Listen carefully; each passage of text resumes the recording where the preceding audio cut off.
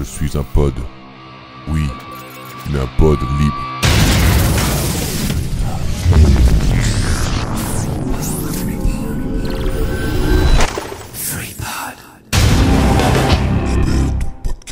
Bonsoir à toutes et à tous, ce soir c'est Culture Breakdown numéro 25. C'est marrant parce que vous vous souvenez de limite de... J'avais fait une intro il y a quelques temps déjà où j'avais parlé de l'histoire qui était arrivée à Nicolas Cage et son comics, Action Comics numéro 1. Et ben cette mésaventure risque d'être adaptée au cinéma par Lionsgate. Voilà, il y aura une histoire sur Nicolas Cage qui se fait voler son Action Comics numéro 1. Voilà, je pense que ça va donner un truc vraiment génial. J'attends avec impatience ce film. Voilà. Il y a un requin qui est en train de m'agripper la jambe. Je pense qu'il faut que je vous laisse le générique. On peut faire le générique à la bouche, hein, parce que moi je vais pas les mettre génériques.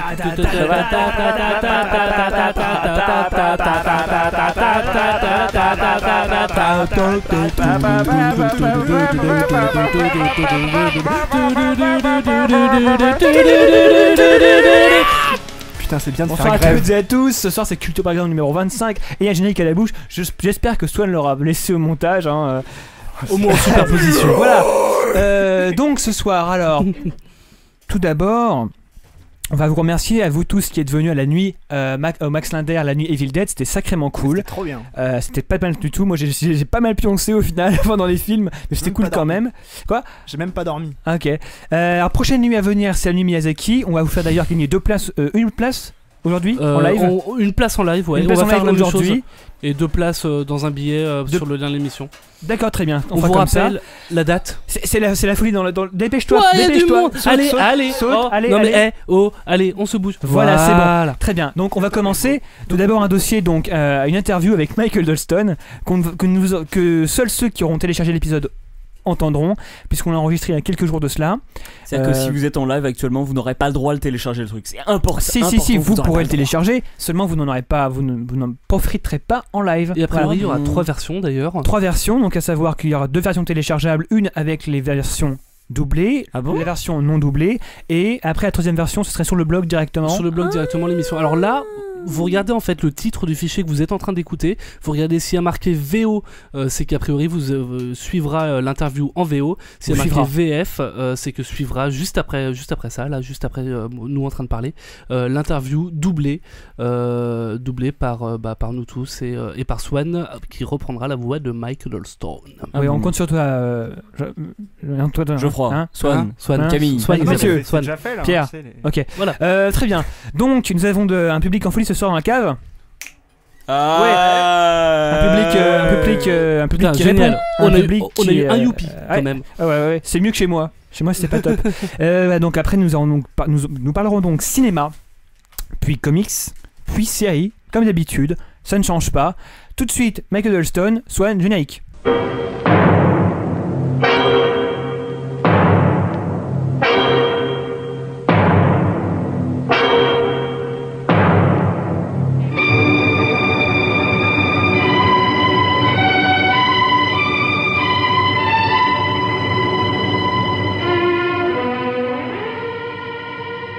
Merci pour le jingle, Swan. De rien. Donc, aujourd'hui, nous avons un invité de marque, à savoir Mike Dolston. Hi, Mike. Hello. Donc, nous allons faire une interview de Mike Dolston. La version que vous allez avoir ici dans le podcast sera doublée par Swan. Vous aurez une autre version sur le blog, normalement non doublée. On va laisser le fichier non doublé aussi. Ouais. Normalement, vous aurez les deux. Si jamais vous préférez écouter en anglais sans les doublages foireux de Swan, ce sera plus Exactement. Donc, on va tout de suite passer en anglais totalement. Et pour le reste de l'interview... Et veuillez excuser nos accents aussi. Oui, veuillez excuser nos accents. Surtout celui de Geoffroy. Et donc, ensuite, vous retrouverez les rubriques habituelles en live. So, hi Mike, comment ça va ? Je vais bien. Comment vas-tu? Merci, ça va. Tu es notre premier invité parlant anglais. Bon, on va essayer de gérer ça, mais ça ne devrait pas être un si gros problème que ça. It's not that a big deal. Oui, on n'est pas stressé du tout et on va faire juste semblant que c'était pas si important que ça. Hein. Tout d'abord, tu pourrais te présenter, dire qui tu es, dire ce que tu fais, et puis aussi nous dire comment tu as découvert les comics. Alors je vais commencer par comment j'ai découvert les comic books. J'étais un gamin très hyperactif et nous devions faire de longs voyages pour rendre visite à mes grands-parents qui habitent à 9 heures de voiture. Et ma mère se disait « Je dois donner quelque chose à ce gosse parce que c'est une vraie tornade ». Donc elle m'a donné des comics pour que je le regarde pendant ces longs trajets, ignorant que ça allait avoir un impact sur ma vie future. Donc voilà, c'était une manière de me faire tenir tranquille pendant les longs voyages en voiture. X-Men. X-Men, ok. Les X-Men, j'étais très fan. All the way through high school. Ah ouais, moi aussi, les X-Men, j'adorais ça. Qu'est-ce que tu fais dans la vie? What do you do for a living? Essentially. Who are you? Mais c'est vrai, en fait, t'es qui? Pourquoi t'es là? Je suis un dessinateur de comics d'origine américaine, mais je vis maintenant en France. J'ai travaillé aux États-Unis pour Marvel, DC, Dark Horse, tous les gros éditeurs, ainsi que sur les plus petits titres dont je possède les droits et que j'ai vendus pour qu'ils soient adaptés au cinéma et qui ont été publiés chez de petits éditeurs. Et je travaille avec les éditeurs français qui ont publié mon travail ici. Voilà, je crois que c'est tout. C'est un bon CV, ça. La prochaine question, ce serait du coup, quand est-ce que tu as commencé à dessiner des comics pour en vivre? En tant que professionnel, j'ai deux départs en quelque sorte. Juste la fin de mes années d'université, j'ai commencé à dessiner pour DC Comics et j'ai pu travailler pendant 1 an, mais ça n'a pas continué parce que le travail que je rendais à ce moment-là était pas bon. Donc j'ai dû trouver un job de designer. J'ai fait ce boulot pendant 6 ans, tout en continuant de dessiner des petits comics, puis j'ai illustré un projet qui s'appelle The Coffin, qui a eu un gros impact pour moi à ce moment. Et au bout de quelques mois, DC Comics m'a appelé pour m'offrir un job à plein temps. J'ai alors quitté la compagnie qui m'employait le jour même en 2006. Donc depuis 2006 jusqu'à aujourd'hui, les comics sont ma seule occupation.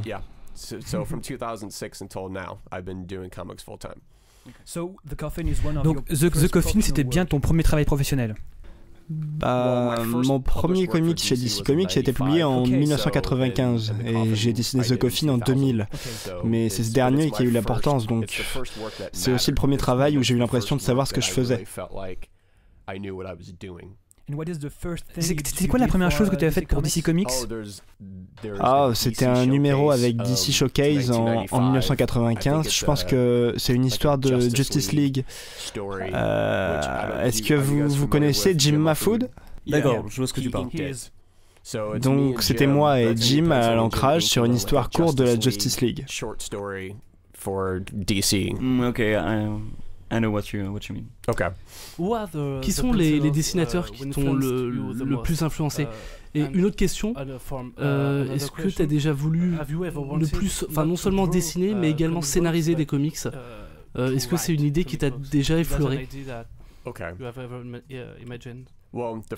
Pour la première question sur les dessinateurs qui m'ont le plus influencé, l'un de ceux dont je pourrais pas m'échapper pendant des années est Mike Mignola. Son travail et son style sont tellement puissants qu'il n'y a pas d'argument valable à son encontre. Il fonctionne parfaitement. Avant lui, vu que j'étais un grand lecteur des X-Men, un mec comme Jim Lee à l'époque où tout le monde l'adulait, des artistes comme Walt Simonson qui sont vraiment fantastiques selon moi, et plus tard j'ai découvert des artistes plus classiques comme Alex Toth. Des personnes comme lui ont vraiment eu de l'influence. En ce qui concerne l'écriture, j'ai des idées, mais je ne trouve pas que j'ai le talent d'un scénariste. Donc, elle reste entreposée au fond de mon tiroir et ne sort jamais. Je n'ai jamais tenté, mais j'aimerais bien un jour. Tu as des styles de dessin très différents. Par exemple, entre The Coffin, qui est très épais, noir et sombre, et Deep Sleeper, qui est plus lumineux, il y a un vrai fossé. Ok. How do you adapt your style? Alors comment est-ce que tu adaptes ton style? C'est parce que l'histoire est ainsi que tu sens que tu dessines comme ça, ou c'est le scénariste qui t'indique comment dessiner? Or is it the writer who tells you that you have to draw like this? Ah non, c'est complètement moi. Généralement, quand je lis un script de projet, il me vient des idées. Bon, en fait, il y a plusieurs choses. Je m'ennuie très facilement et je veux toujours essayer quelque chose de neuf. Mais aussi, quand je lis un script, je l'imagine d'une certaine manière et je pense que ça sort dans le Butcher Baker, où j'essaye beaucoup de choses. Parfois, je pense que je suis juste un directeur artistique refoulé, car quand je reçois un script, je ne fais que penser « ce type serait parfait ». Mais comme je suis pas quelqu'un qui peut engager des artistes, je dois le faire moi-même. Donc je vois ces histoires de différentes manières et j'essaye de trouver un style qui pourrait marcher. Mais tout provient de moi. Personne ne m'a jamais demandé. Et en fait, je pense même que les gens sont plus frustrés que je change aussi souvent, donc personne ne me l'a jamais demandé. Donc tu ne discutes jamais avec les scénaristes qui ont écrit l'histoire. Vous en parlez ou vous en parlez jamais? Pourquoi leur dire? Surtout quand je travaillais sur The Coffin et Deep Sleeper, puisque je travaillais avec Phil Lester, le scénariste. Et lui et moi sommes très proches, donc nous parlons beaucoup. Mais je suis habitué à avoir la liberté, et si je dis vouloir tester tel ou tel style de dessin, j'ai l'habitude d'entendre les gens répondre « D'accord ». Je n'ai pas beaucoup de retours en général. Tu n'as pas besoin de l'approbation du scénariste en fait. Non, parce que si je suis sur un projet et qu'on ne me laisse pas faire ce qui le rend excitant pour moi, alors je le ferai pas. Comment travailles-tu avec les scénaristes au final? J'ai déjà plus ou moins posé la question en fait, mais... Cela change d'un projet à un autre. Par exemple, là, maintenant, je travaille avec Dark Horse sur un projet où est impliqué Guillermo del Toro, dont je reçois beaucoup de notes et beaucoup de retours. Où l'on me demande de montrer des cases et l'ancrage, donc on me demande des changements durant tout le processus, alors que les projets sur lesquels j'ai les droits, je peux faire ce que je veux. Par exemple, avec Homeland Directive, je leur ai donné les pages pour qu'ils ajoutent le lettrage et tout le travail éditorial. Mais quand on est arrivé sur les finitions et les couleurs, je leur ai envoyé tout le livre, mais je ne pouvais rien savoir de ce qu'il se passait. Je n'ai pu que croiser les doigts et espérer qu'ils aiment, et ce fut le cas, donc j'étais vraiment soulagé. Parfois les scénaristes veulent être impliqués, d'autres fois ils sont d'accord avec le fait que je fasse mon truc de mon côté en espérant qu'ils aiment ce que je fais au final. Alors on en vient aux questions techniques. Quel type de crayon est-ce que tu utilises le plus?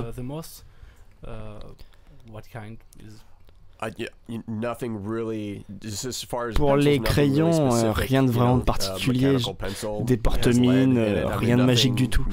Maintenant que je travaille sur The Strain pour Dark Horse, je dessine complètement sur ordinateur, ce qui est tout nouveau pour moi. Ah,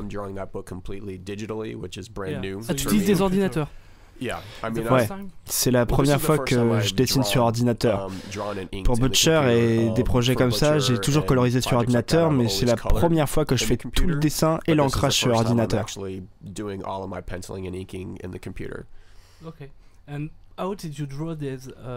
Comment as-tu dessiné ces traits noirs et épais en fait dans The Coffin? J'ai simplement peint avec de l'encre. C'est juste de l'encre sur du papier à l'ancienne. C'est aussi classique que ça en fait. Tu as aussi travaillé sur des murs avec Jim Mahfood, comme quand tu es venu à Comic Con il y a quelques années. Et je crois que tu as fait souvent ce genre de trucs aux États-Unis aussi. Donc pour moi, la question que je pourrais te poser, c'est quelle est la différence pour toi entre travailler sur un mur et travailler sur une feuille de papier? Ouais. Bon, c'est une réponse un peu longue, mais généralement, ce qui arrive quand on travaille dans les conventions aux États-Unis, on a un ou deux soirs où on fait de l'art vivant. C'est généralement dans un bar avec un DJ et une poignée d'artistes. C'est une expérience commune. Quand on est à une convention de comic books et qu'on dessine une esquisse, on dessine pour les fans. Des gens qui sont là parce qu'ils aiment les comics et qui veulent ce que tu es en train de faire. Quand on va dans un bar, tu fais une performance devant des gens qui ne sont pas là pour les comics, ils n'ont aucune idée de ce qui se passe. Et tu fais partie de l'animation. c'est différent, puisqu'on fait partie d'un groupe et c'est une expérience plus rock'n'roll.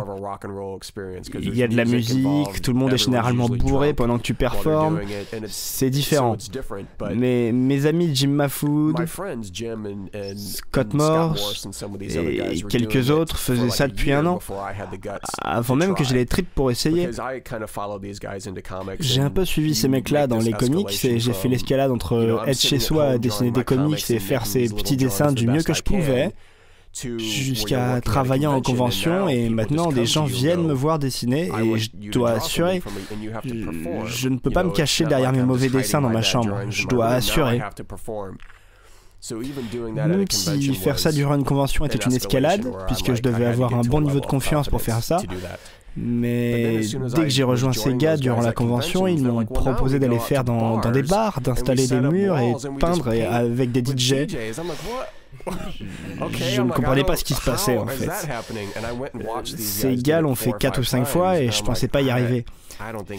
Finalement, j'ai suffisamment bu, quelque chose s'est passé et je l'ai fait et c'était génial. Les 4 ou 5 années à toutes les conventions, on le refait et ça fait partie de l'attraction pour les gens qui viennent nous voir. J'adore ça. Je vais continuer à le faire chaque fois que j'en ai l'occasion, et plus tard dans l'année, je suis supposé faire une exposition avec les dessins originaux de Butcher. Il y aura des peintures là-bas et je ferai aussi du live art pour le vernissage. J'essaye d'intégrer ça dans tout ce que je fais autant que possible. Où est-ce que ça aura lieu? Quel est le nom de la galerie? Est-ce que tu peux le répéter? You can. What is her last name? It's Karol Gwanewski. Karol Gwanewski. Gwanewski? Ouais. Ok, dans le 17e. Ouais. Dans le 17e, mes amis. Ouais. Y a-t-il un type d'histoire sur lequel tu aimerais vraiment travailler?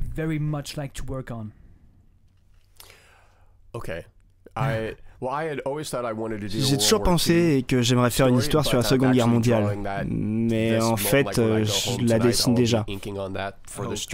En rentrant chez moi, ce soir, je vais ancrer ça pour The Strain. Il y a un flashback sur la Seconde Guerre mondiale.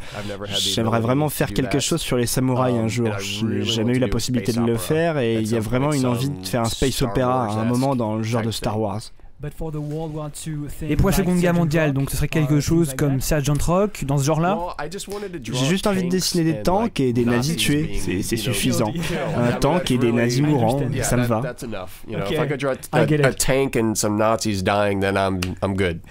Ok. Ah, c'est vraiment sympa, les nazis qui crèvent. On parlait de musique avec live art, et tu as fait des illustrations pour MF Doom et Quasimoto. Je voulais savoir si quelque part tu as été influencé par ces artistes et par la culture rap ou hip-hop dans son ensemble. By rap culture or hip-hop culture as a whole. Oh, absolutely.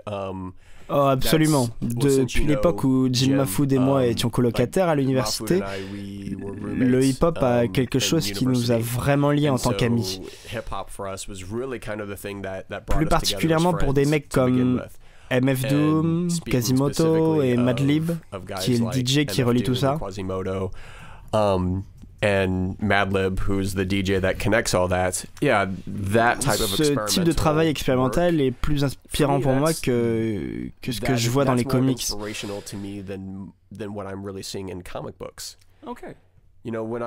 Quand je travaillais sur Butcher Baker, c'était ce genre de choses que je voulais faire. Quelque chose qui mélangeait style, qui ne ressemble à rien d'autre.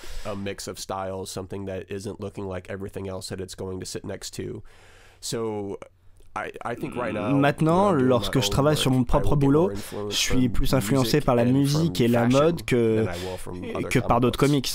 Alors, en aparté, c'est plutôt fantastique parce que pour moi je suis un très grand fan de Madlib et j'adore Butcher Baker, donc ça colle absolument parfaitement bien. As-tu tous les Madlib, les 12 albums qu'il a sortis? Oui, j'ai 13 qu'il a sortis jusqu'à présent. Je suis un gros nerd au sujet de Madlib. That whole year was just... I mean, nerd. I'm a complete nerd concerning Madlib. Okay. Généralement, tu es contacté par un éditeur ou un scénariste qui veut bosser avec toi, ou est-ce que c'est plutôt le contraire? Tu sais, la plupart de ces rencontres se déroulent durant les conventions, à la fin de la journée, quand tout le monde est au bar, tout le monde boit et tu discutes avec des potes, avec des auteurs. Pour Homeland Directive, c'était vraiment une conversation. Je connaissais Rob, je savais ce qu'il avait fait et j'aimais ça.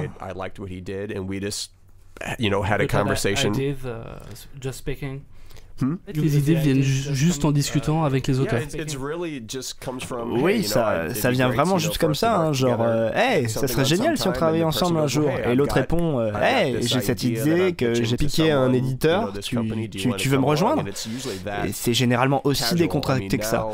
Maintenant, je reçois des emails d'éditeurs qui me demandent si je suis disponible. Ça peut arriver, mais généralement les projets vraiment cool viennent de discussions avec des gens que tu connais, que tu respectes et qui veulent qu'on fasse quelque chose ensemble. Ils ont juste une idée que tu es prêt à suivre, c'est tout. Ok.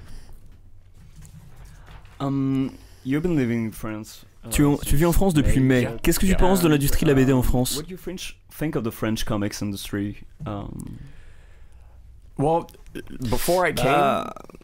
Avant d'arriver, je pensais que ça allait être cette utopie. Aux États-Unis, tout est dominé par les super-héros. Et on voit des BD en France être capables d'être plus sérieuses, plus artistiques. Il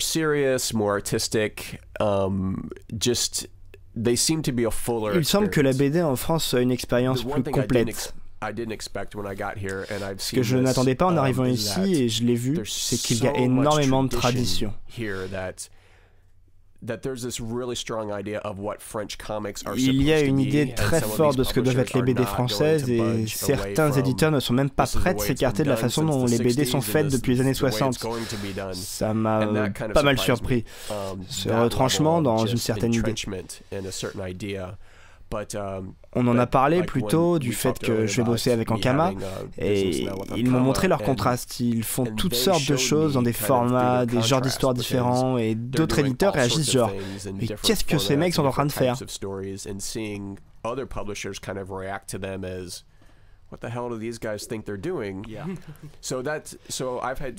Donc j'ai deux impressions. Je suis encore excité de bosser pour le marché français, mais j'ai été surpris de voir un tel niveau de tradition. À ce propos, on parlait d'Ankama, donc on peut continuer tout de suite. Un de tes comics va bientôt être édité par Ankama. Ouais, Butcher Baker va être édité par Ankama et je pense que ça va être là cet été. Est-ce que tu aimerais travailler avec des dessinateurs français, par exemple? Ouais, je veux dire, ils sont... Si quelqu'un m'approche avec une idée vraiment intéressante et qu'il y a un éditeur français qui me laisse la liberté de faire ce que je veux, oui, carrément. T'as une idée des dessinateurs avec lesquels t'aimerais travailler, justement? Sincèrement, je suis pas assez calé en dessinateur français.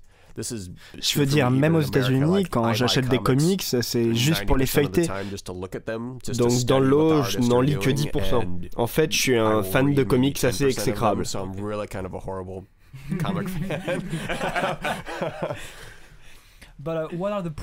Quels sont les avantages et les inconvénients de travailler sur des œuvres dont les droits sont possédés par les créateurs, donc creator-owned?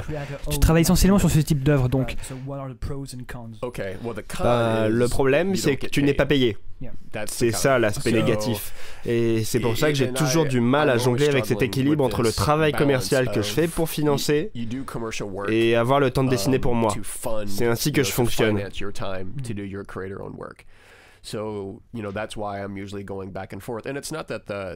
Et c'est pas que le travail commercial n'est pas cool. Travailler avec Dark Horse, c'est très agréable, mais c'est une très bonne expérience qui va financer mon temps passé à dessiner mon prochain Butcher Baker. Donc si je pouvais gagner beaucoup d'argent à ne faire que du travail en creator-owned, je ne ferais rien d'autre, parce que c'est vers cela que mon cœur balance.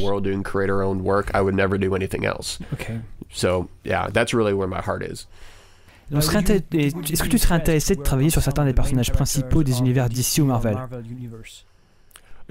Oui, je n'aimerais pas rester 5 ans sur le même titre, mais si quelqu'un me proposait de dessiner une série limitée de 5 numéros avec Batman, je sauterais par-dessus cette table pour pouvoir le faire. Est-il des super-héros ou des personnages que tu aimerais vraiment dessiner? Ce sont probablement les réponses que tout le monde vous donne, mais si je pouvais dessiner Batman, si je pouvais dessiner les X-Men, si je pouvais dessiner une histoire de Hellboy, je m'y mettrais à la seconde. Pas Spider-Man. Parce que généralement la réponse classique c'est Spider-Man justement. Ouais, j'aime bien Spider-Man, mais toute cette toile, ça me prendrait trop de temps. Ok. On parlait de l'industrie et récemment il y a eu une affaire entre Gary Friedrich et Marvel. Qu'est-ce que tu penses de ce qui s'est passé?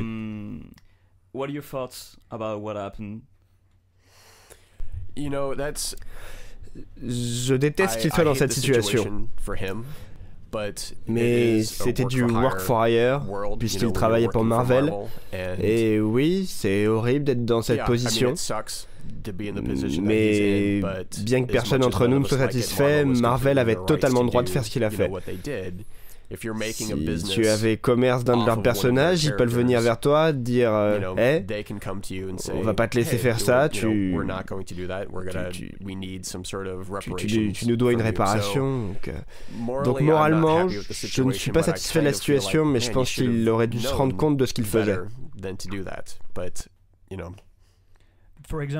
Par exemple, il y a eu un cas avec la famille de Jack Kirby. Enfin, c'est la même chose pour toi. Est-ce que tu penses que c'est la même chose?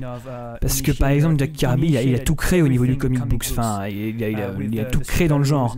Est-ce que c'est légitime de dire à sa famille qu'ils peuvent rien toucher, alors que clairement, il a fondé le genre? Dans ce cas, et je dois bien mettre mon manque de familiarité avec toutes les questions légales, donc je pourrais totalement avoir tort, mais à mon sens, la situation de Jack Kirby est différente de celle avec Ghost Rider. Cette personne ne faisait pas partie des personnes qui ont créé le personnage. Il était dans une situation où il était payé pour faire du work for hire avec une compagnie qui existait. Alors qu'avec Jack Kirby, c'est comme si toi et moi construisions une maison ensemble et qu'ensuite un cadre légal intervenait alors que nous avons construit cette maison ensemble.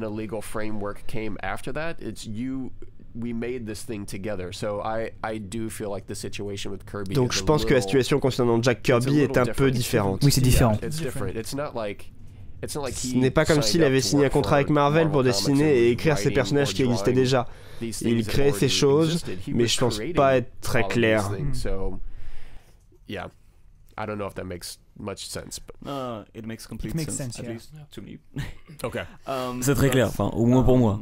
Ma prochaine question concerne le fait qu'il ait dû payer pas mal d'argent. Tu payes quite a lot of money. Yeah. 70 000 $, c'est ça? Yeah, 17,000. Ouais, 70 000. Penses-tu que ça va changer certains aspects des conventions? Ce problème a explosé partout sur Internet et sur Facebook. Sean Murphy a même dit qu'il ne ferait plus en dédicace des personnages qui appartiennent à Marvel, puisque Marvel appartient à Disney, qui est bien connu pour poursuivre les gens.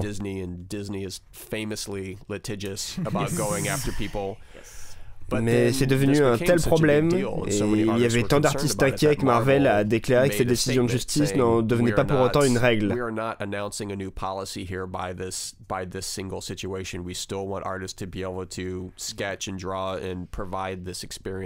Donc toutes les personnes craignant un procès si elles dessinaient Wolverine dans un carnet de croquis ont été rassurées.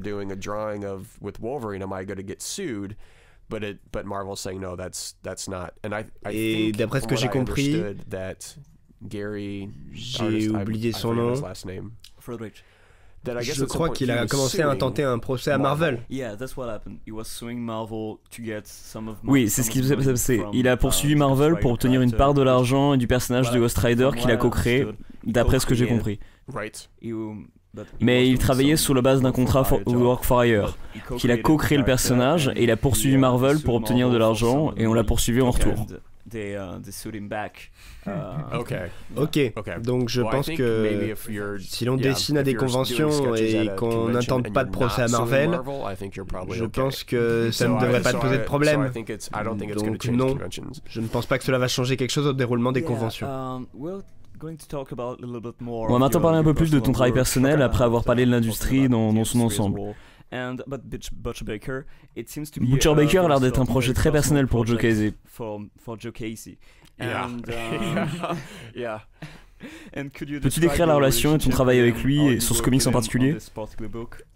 Ma relation avec Joe est très intéressante, mais c'est une personne très intéressante.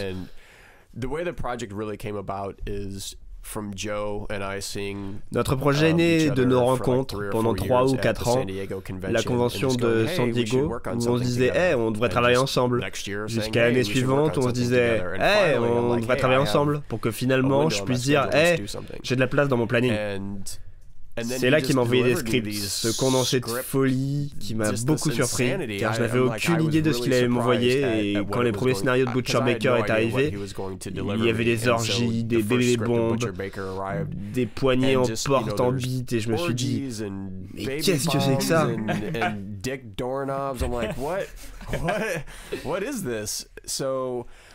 But my experience with him, he is really a hands-on guy.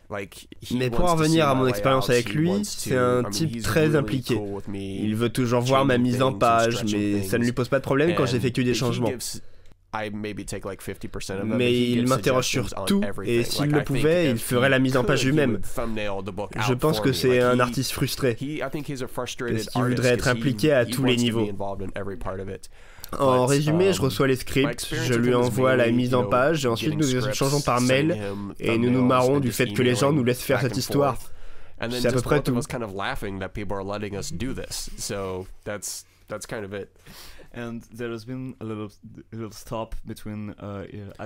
La série s'est arrêtée au numéro 8 pour l'instant. Est-ce que tu sais quand la suite va paraître? Cet été, normalement. Là, je suis en train de terminer Butcher Baker. Et entre le programme pour commencer The Strain et Butcher, ça m'embête vraiment. J'aime pas ça, mais je travaille très lentement sur Butcher. Enfin, normalement, tout devrait être terminé et publié à l'été. Ok, cool. Tu travailles aussi sur The Strain en ce moment. Je veux savoir à quel point Guillermo del Toro est impliqué en fait dans ce concept. Le concept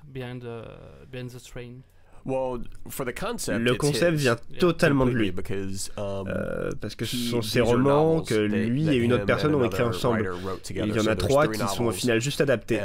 Le concept est donc de lui et de Chuck Hogan. Quant à son implication dans le comic book, elle est plus importante que ce que j'aurais pensé.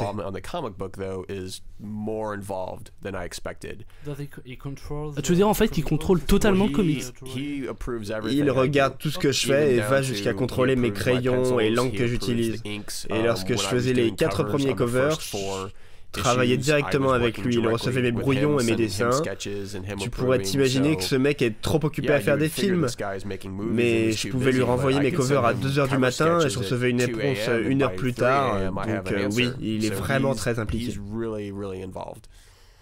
Tu as déjà travaillé avec Phil Lester sur le sarcophage et Deep Sleepers. Est-ce que tu aimerais retravailler avec lui? Enfin, d'ailleurs, peut-être que tu as peut-être déjà des choses de prévues. Oh, j'adorerais retravailler avec lui. La première fois que je suis venu en France, en 2009, et que j'ai rencontré les gens d'Ankama, je suis arrivé avec 5 pitchs, et que moi et Phil voulions développer.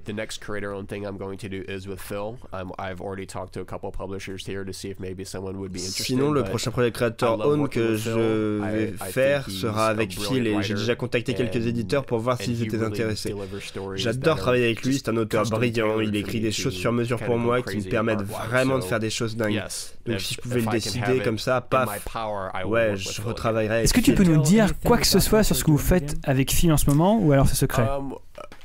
Je peux vous donner le titre de notre prochain projet.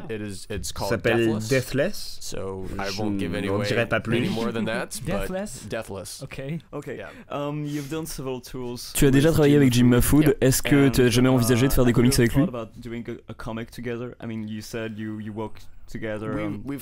On en a beaucoup parlé, mais tu sais, c'est un de ces trucs qui loupent à cause de nos emplois du temps. Quand l'un est libre, l'autre est occupé. Mais ouais, j'adorerais faire un truc avec lui. Après avoir vu Butcher, il m'a donné certains de ses trucs pour que je les colorise. Et j'étais genre, mais je vais pas coloriser ton boulot, on peut collaborer sur quelque chose. Et j'aimerais vraiment le faire lorsque nous aurons du temps. Quels sont les artistes avec lesquels tu penses partager un certain sens de l'esthétique? Et enfin, je veux dire, en dehors des comic books. En dehors des comic books? Ou peut-être dans le domaine des comic books, enfin, c'est comme tu veux. Tu parlais du rap, du design, de la mode. I don't know. As you wish. Leonardo da Vinci. Dans les comics, je connais les gars qui m'ont inspiré. Bill Sienkiewicz serait l'artiste dont j'aimerais le plus tirer le feeling. Et il y a des artistes que j'admire, mais auxquels je ne pense pas ressembler.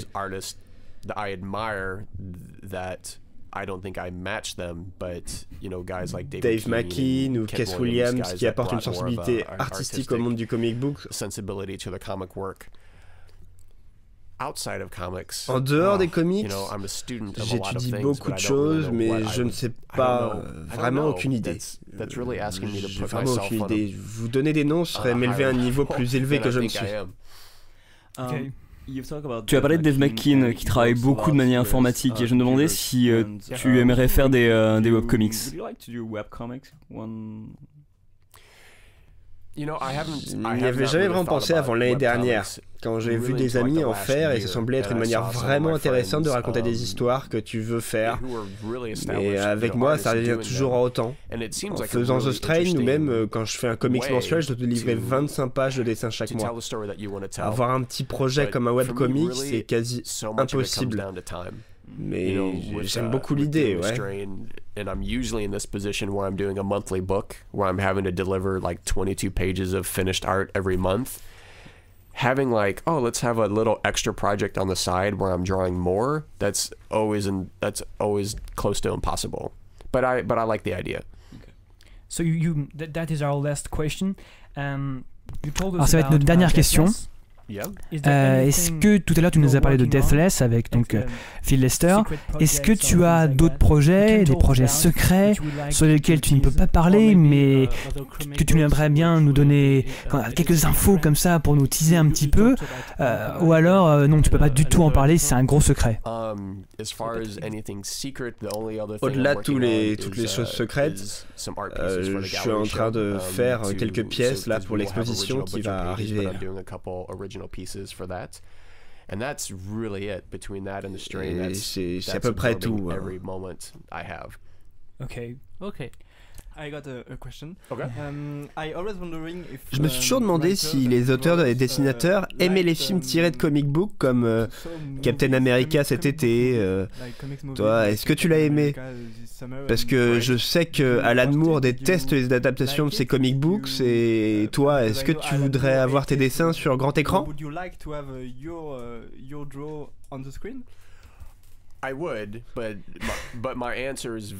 J'aimerais, mais ma réponse n'est pas artistique. J'adorerais qu'un film soit fait à partir de l'un de mes projets parce que à ce moment j'encaisserais un super chèque. Ça sonne très mal, mais c'est malheureusement une réalité. Un film pourrait financer 10 projets créateurs owned, et même si le film n'est pas comme le livre, ça n'efface pas le livre. Ce que nous avons voulu faire, le scénariste et moi, existera toujours au final. Je préférais que le film soit bon, mais le livre existera toujours. Donc oui, si des producteurs veulent faire des films à partir de mes livres, appelez-moi.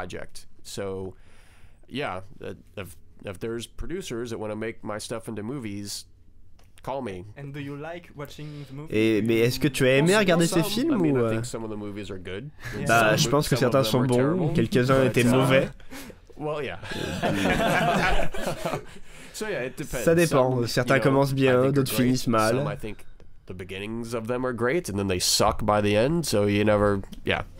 But Mark Millar has the same thought as you about the making movies of comics. About movies. Guillermo del Toro is the director. Do you know if he wants to adapt The Strain into a movie? I don't know. I have no idea, and if he's going to make a Strain into a movie, je ne sais pas, aucune idée. Il a dit il y a quelques années qu'il veut adapter The Coffin au cinéma, mais je ne le vois jamais dans son programme, donc si jamais il souhaite faire The Strain, il faudra que je lui demande quand est-ce qu'il compte faire The Coffin. I'm like, I'm not seeing The Coffin anywhere in this schedule, so if he's going to make The Strain, I'm going to have to get him on the phone and see when The Coffin is coming. Okay, thanks. That's it. Voilà, c'est tout pour notre interview. Merci Mike, c'était vraiment très intéressant. Donc voilà, c'est tout, terminé pour cette interview. J'espère que ça vous a intéressé. J'espère que nos accents n'ont pas été trop pourris. J'espère. Did you understand us all the time, or was it difficult to understand what we were saying? Oui, quand vous parlez anglais, je comprends, mais quand vous parlez français, je n'ai aucune idée de ce que vous racontez. Ok, tout de suite donc la partie cinéma. La touche pas, sale. Est-ce que t'aboies tout le temps? Dire ok. Ou est-ce que tu mens?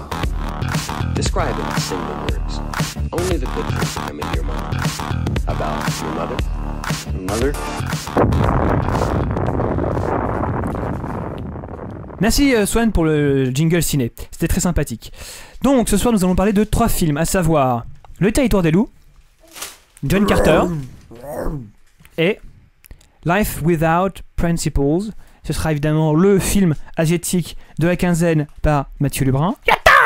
Yatta dans Nesca.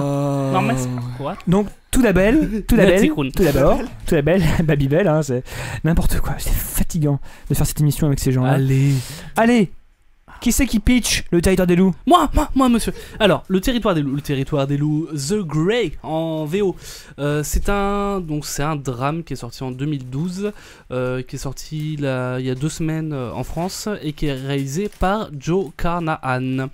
Qui a aussi écrit le scénario. Qui a également écrit le scénario, ouais. Le scénario, justement, c'est un avion qui transporte des ouvriers se crash en Alaska. Les survivants vont devoir affronter leur territoire hostile et plus particulièrement les loups qui y chassent. Et c'est produit par les frères Scott, donc Tony et Ridley. Et c'est produit par les frères Tony et Ridley Scott, ouais. Les acteurs, on a Liam Neeson dans le rôle principal qui joue le rôle de Otway, on a Frank Grillo qui joue le rôle de Diaz et on a Dermot Mulroney qui joue le rôle de Talgett. Vous remarquez que mon accent s'est grandement amélioré depuis tout à l'heure. Alors qu'est-ce que vous en avez pensé? Je crois qu'on l'a tous vu, donc on peut tous en parler. Bah peut-être Mathieu d'abord, vas-y Mathieu. Moi j'ai beaucoup aimé. C'est en fait on l'avait vendu dès le départ comme étant déjà quelque chose de vachement bien, parce que quand j'en ai entendu parler il avait déjà commencé à être diffusé en festival et les retours étaient excellents, donc du coup c'était déjà quelque chose que j'attendais comme étant un plutôt bon film, et j'avais quelques attentes mais qui ont été totalement satisfaites. Je comparerais ça, alors pas en termes de ton ni de genre finalement, mais à une sorte des dents, enfin comme les Dents de la Mer, mais dans la neige avec des loups. C'est-à-dire que même si le genre est très différent, j'ai l'impression que ce film va faire ce que les Dents de la Mer ont fait pour les requins, c'est-à-dire les rendre extrêmement dangereux, alors que tous les requins ne sont pas dangereux. Là pour le coup, on peut avoir tellement les chocottes des loups après avoir vu ce film qu'on pourrait très bien avoir envie de courir dès qu'on verra un loup. Dès qu'on verra un chien qui ressemble vaguement à un loup. Et voilà, exactement. Ouais. Les loups, c'est tous des bêtes du Gévaudan. Là-dedans, ils sont tous affreux, tous ultra noirs en fait. D'ailleurs, certains sont énormes. C'est un peu raciste. Et non, ça. ce n'est pas raciste. Non mais ils sont tous énormes. Et par contre, ils sont. C'est un des seuls défauts du film, c'est que je les trouve pas très réalistes. Ce ne sont pas des vrais loups. Bah non, c'est pas des vrais loups. Si, il y en a alors c'est pas des vrais loups, mais il y en a quelques-uns sur certains plans qui ressemblent à des vrais loups. C'est des maquettes. Autant les poils sont bien faits, mais on voit que c'est effectivement des animatronics. Ceux que tu vois de loin en fait passent pour être des vrais loups. Ouais. Il y a des plans où voilà, ça fait très crédible. D'autres ça le fait moins, mais c'est pas gênant du tout. Non, c'est pas gênant, mais le mouvement est pas toujours terrible. Enfin, ça manque un peu de fluidité parfois, quoi. Mais voilà. Moi j'ai trouvé ça très très beau, et il faut voir qu'il y a quand même des résonances personnelles avec Liam Neeson, puisque Liam Neeson a vu sa femme mourir il y a quand même pas très longtemps de ça, et justement la mort de la femme du personnage que joue Liam Neeson est quand même une part importante dans le film sur la psyché du personnage, parce que souvent il y repense, etc. Et ça a peut-être dû être une épreuve, peut-être pour Liam Neeson de jouer un personnage avec un tel background. Moi je me suis vraiment attaché à tous les personnages sont plutôt bien écrits, même les enfoirés. Ouais. Enfin même l'enfoiré, parce que tous sont sympathiques au final, et même celui qui met le moins d'efforts pour s'intégrer au groupe et accepter le leadership de Liam Neeson, à la fin il est très émouvant. Il est très émouvant. D'ailleurs, c'est dramatique la scène parce qu'on comprend qu'il pourrait très bien s'en sortir d'une autre manière, en allant plus loin. Sans raconter l'histoire, effectivement, c'est vrai qu'ils sont tous plutôt bien interprétés, quoi. Ouais, non, mais complètement. Moi, j'ai trouvé. Alors, Mathieu avait noté justement sur les notes pour préparer l'émission qu'il y avait une réalisation qui était excellente. La réalisation est excellente. La réalisation est magnifique et le son a un rôle très très important dans cette réalisation, notamment je pense au crash d'avion ou au moment où Otway non mais sans raconter de scène particulière, il y a pas mal de scènes où la caméra, c'est pas de la shaky cam, mais c'est vraiment très très mouvementé. Ah non, mais on suit complètement pour retranscrire l'intensité. Enfin, c'est pas pour parler de cette scène là en particulier, mais c'est vraiment celle qui est la plus marquante, je trouve. C'est que l'avion, on a l'impression d'être dans l'avion, quoi. C'est assez monumental, les bruits, les sons, les lumières, enfin tout est absolument génial. Et pareil, idem pour je crois que le passage d'ailleurs on le voit dans la bande-annonce, le passage où Otway est en train de rêver de sa femme et que là il se réveille tout à coup et il est extirpé, il se rend compte qu'il est sur la glace en train de dormir et on a une espèce de fondu, enfin c'est très très bien foutu, quoi, avec le vent, avec le vent qui est assez mortel, qui est mordant, enfin c'est vraiment très très bien fait. Clairement. Ceci dit, l'histoire en elle-même est, je trouve, pas vraiment passionnante en soi. C'est pas très intéressant de savoir finalement s'ils font survivre ou non, mais il y a une atmosphère vraiment très très forte dans le film. Et bon, alors je pense que c'était dû à la climatisation dans ma salle, mais j'avais assez froid en fait en regardant ce film, parce qu'on se sentait bien dans l'environnement même du froid glacial de l'Alaska, quoi. Ouais, oui, ça se passe en Alaska, je sais pas si on l'avait précisé. Ça se passe en fait, c'est ça qui est assez fort aussi, c'est que le personnage de Otway, c'est un mec qui bosse pour une entreprise en Alaska qui est chargée a priori, je pense, c'est l'extraction pétrolière. Ouais, c'est l'extraction pétrolière, et donc lui est chargé de protéger tous les employés de cette industrie-là, et donc il les protège notamment des loups, et il se retrouve un peu dans un rôle à l'inverse justement, puisque lui a l'habitude de chasser les loups, et là il va se retrouver traqué par les loups. On a vraiment une ressemblance entre l'humain et l'animal qui dure un peu pendant tout le film. D'ailleurs il y a une scène aussi où dans le clan des loups, justement dans la meute, le mâle alpha se fait attaquer, et quoi, 2 minutes plus tard, c'est au sein même du groupe d'humains que justement l'autorité de Otway est remise en cause, quoi. Et puis il y a un autre truc, c'est les cadavres. Les cadavres sont extrêmement bien faits. C'est Greg Nicotero, il me semble, qui s'est occupé des cadavres, du maquillage des cadavres. De toute façon, quand les cadavres sont bien faits, c'est très souvent c'est Greg Nicotero, très souvent. Greg Nicotero, il avait travaillé sur les films des zombies de Romero et sur The Walking Dead. Exactement aussi. Et là, il y a Tom Savini aussi qui a joué un rôle important dans le maquillage, mais là il n'y est pas. Et vraiment, particulièrement celui qui il y a une mort qui est très impressionnante et qui est naturelle, quasiment. Et le cadavre qui ensuite à la fin est, je vais pas dire magnifique parce que ce serait peut-être très glauque de dire ça, mais c'est très très bien fait. C'est vraiment superbe de réalisme. Et alors, je sais pas si vous êtes resté jusqu'à la fin du générique. Non, j'ai oublié. Non. Je sais qu'il y a une scène. Alors après, justement, et si franchement vous avez été pris par l'émotion durant tout le film, si vous avez vraiment été intéressé, il faut rester apparemment. Voilà, alors c'est quelque chose qui dure vraiment rien, pas du tout. Moi j'étais presque déçu, mais en y réfléchissant bien, et parce que Mad Movies a interviewé Joe Carnan pour la sortie du film, Mad Movies en a fait une critique très élogieuse. Il a expliqué que lui il avait préféré mettre ça à la fin parce qu'au final ça joue pas beaucoup sur l'histoire. Mais en fait c'est prépondérant. Si vous voulez vraiment apprécier le film, si vous avez bien aimé une grande partie du film, restez après le générique, ça vaut le coup. C'est une scénette qui dure genre 2-3 secondes, mais ça ajoute beaucoup d'intensité, parce qu'au final le message du film, c'est plus vous êtes proche de la mort, plus vous tenez à la vie. Oui, c'est exactement ça, c'est complètement ça. Et est-ce que le personnage de Liam Neeson est suicidaire au tout début du film, et au final c'est celui qui se bat le plus, avec le plus de hargne pour survivre. Ouais. Et en ça, je pense que c'est ce qui fait aussi la beauté du film. J'ai trouvé aussi qu'il y avait pas mal de ressemblances avec The Road, le film avec Viggo Mortensen. Viggo Mortensen, sur le côté très pessimiste comme ça. Ils marchent, ils savent pas trop où est-ce qu'ils vont aller, ils veulent retrouver la civilisation, mais ils savent très bien au fond d'eux-mêmes qu'ils vont pas la retrouver. Enfin, c'est très pessimiste comme ça, avec vraiment une ambiance très sombre, très mortelle, et voilà. Enfin, j'ai trouvé qu'il y avait pas mal de ressemblances avec ce film-là. Alors pour information aussi, le film, là en l'occurrence The Grey, est l'adaptation c'est adapté d'une nouvelle. Donc en l'occurrence, je pense qu'ils ont dû rajouter effectivement beaucoup de corps en fait à l'histoire par rapport à l'histoire originale. Je serais curieux de lire l'original pour voir en fait ce qui a été rajouté, comment se développe l'histoire par rapport à cette nouvelle. Alors nouvelle qui s'appelait d'ailleurs The Ghost Walker et qui a été écrit par Ian Mackenzie Jeffers, qui est aussi co-scénariste sur The Grey. Voilà. Okay. Moi j'ai franchement bien aimé, beaucoup aimé. Toi aussi, Mathieu aussi. Ouais, moi j'ai beaucoup aimé. Pour une fois, on est tous les trois d'accord. Tous les trois d'accord. Ok, vous pouvez aller le voir. Il est bien foncé. Il est cool. Ensuite, j'ai parlé donc de John Carter. Pas John Carter from Mars comme je l'ai écrit, c'est John Carter tout court. Finalement, ouais. Mais on sait tous que c'est John Carter from Mars parce que c'est le vrai titre et que Disney ils ont tout censuré parce que c'est des gens méchants. Exactement. Alors le réalisateur c'est Andrew Stanton, il y a Taylor Kitsch qui joue dans le film, Lynn Collins, Samantha Morton, William Dafoe, Dominic West et un dernier donc j'ai mal écrit le nom. Dominic West, Ginny McNulty. Oui, The Wire. Il a perdu son accent de Baltimore. Qui joue dans Star Wars épisode 1, la menace fantôme. Il joue un garde de la princesse. Comme tu l'avais repéré d'ailleurs pour la ressortie 3D. Alors, John Carter, déjà, on va peut-être parle de quoi resituer un petit peu vaguement, on va essayer, parce que j'ai jamais lu, je dois l'avouer, de John Carter. Autant j'ai lu du Conan en BD, autant j'ai jamais lu de BD de John Carter. John Carter, c'est un personnage de William Hesborough.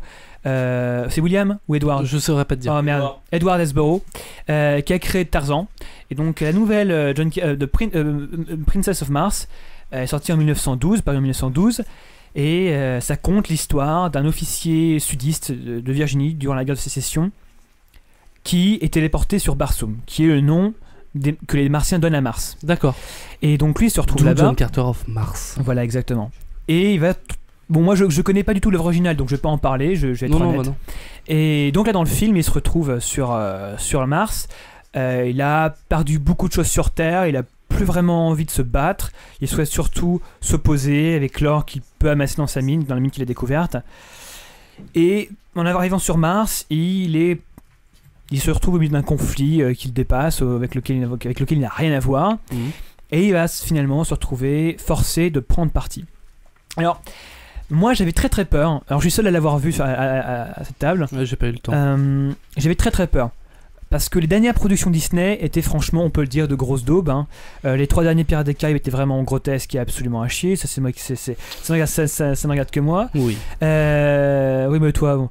Le dernier Pirates des Caraïbes était vraiment mauvais. Oui, il était vraiment mauvais. Et ensuite, il y a Prince of Persia qui est sorti, qui était vraiment. Oh, moi j'ai plutôt apprécié. Oh, il était pas bien, il était très mauvais. J'avais plutôt apprécié. Et j'ai trouvé moins chier qu'il aurait pu l'être. Voilà. Tu as plutôt apprécié le pas bien en fait. Non, j'ai plutôt apprécié. Enfin, d'accord, okay. C'était potable, je m'attendais donc bien. Donc les dernières pire. Productions Disney avec des vrais acteurs étaient...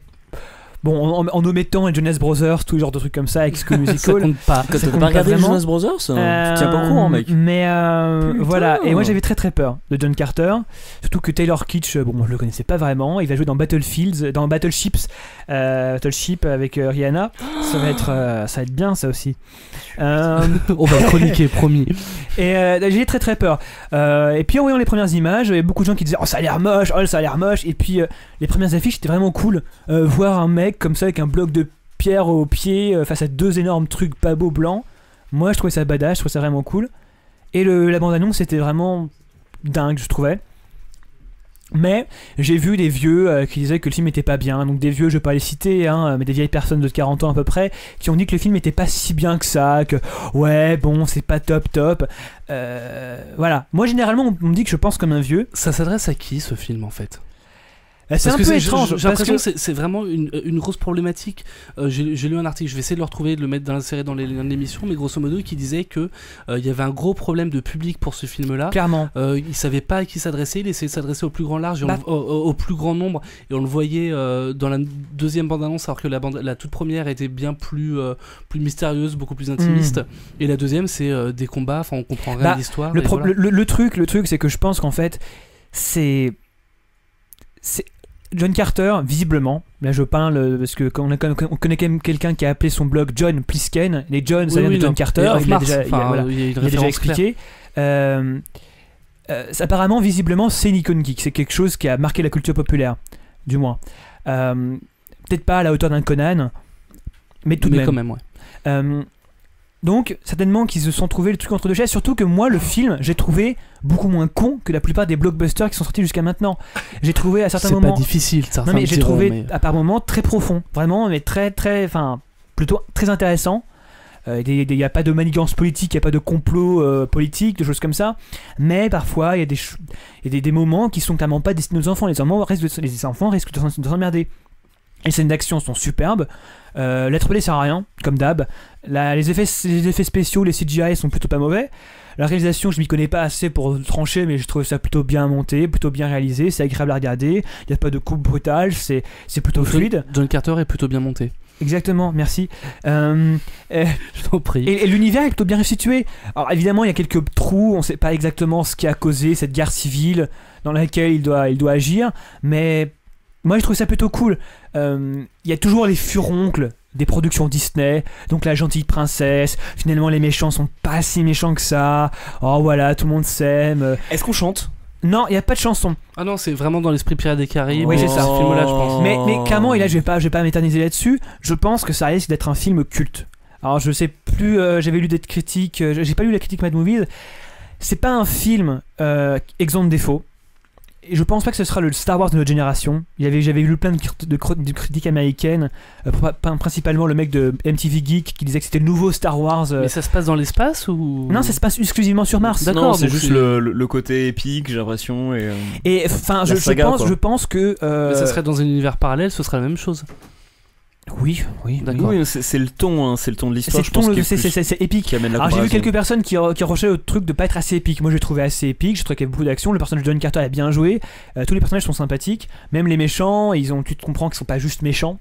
Ils sont machiavéliques. Voilà, c'est des génies du mal.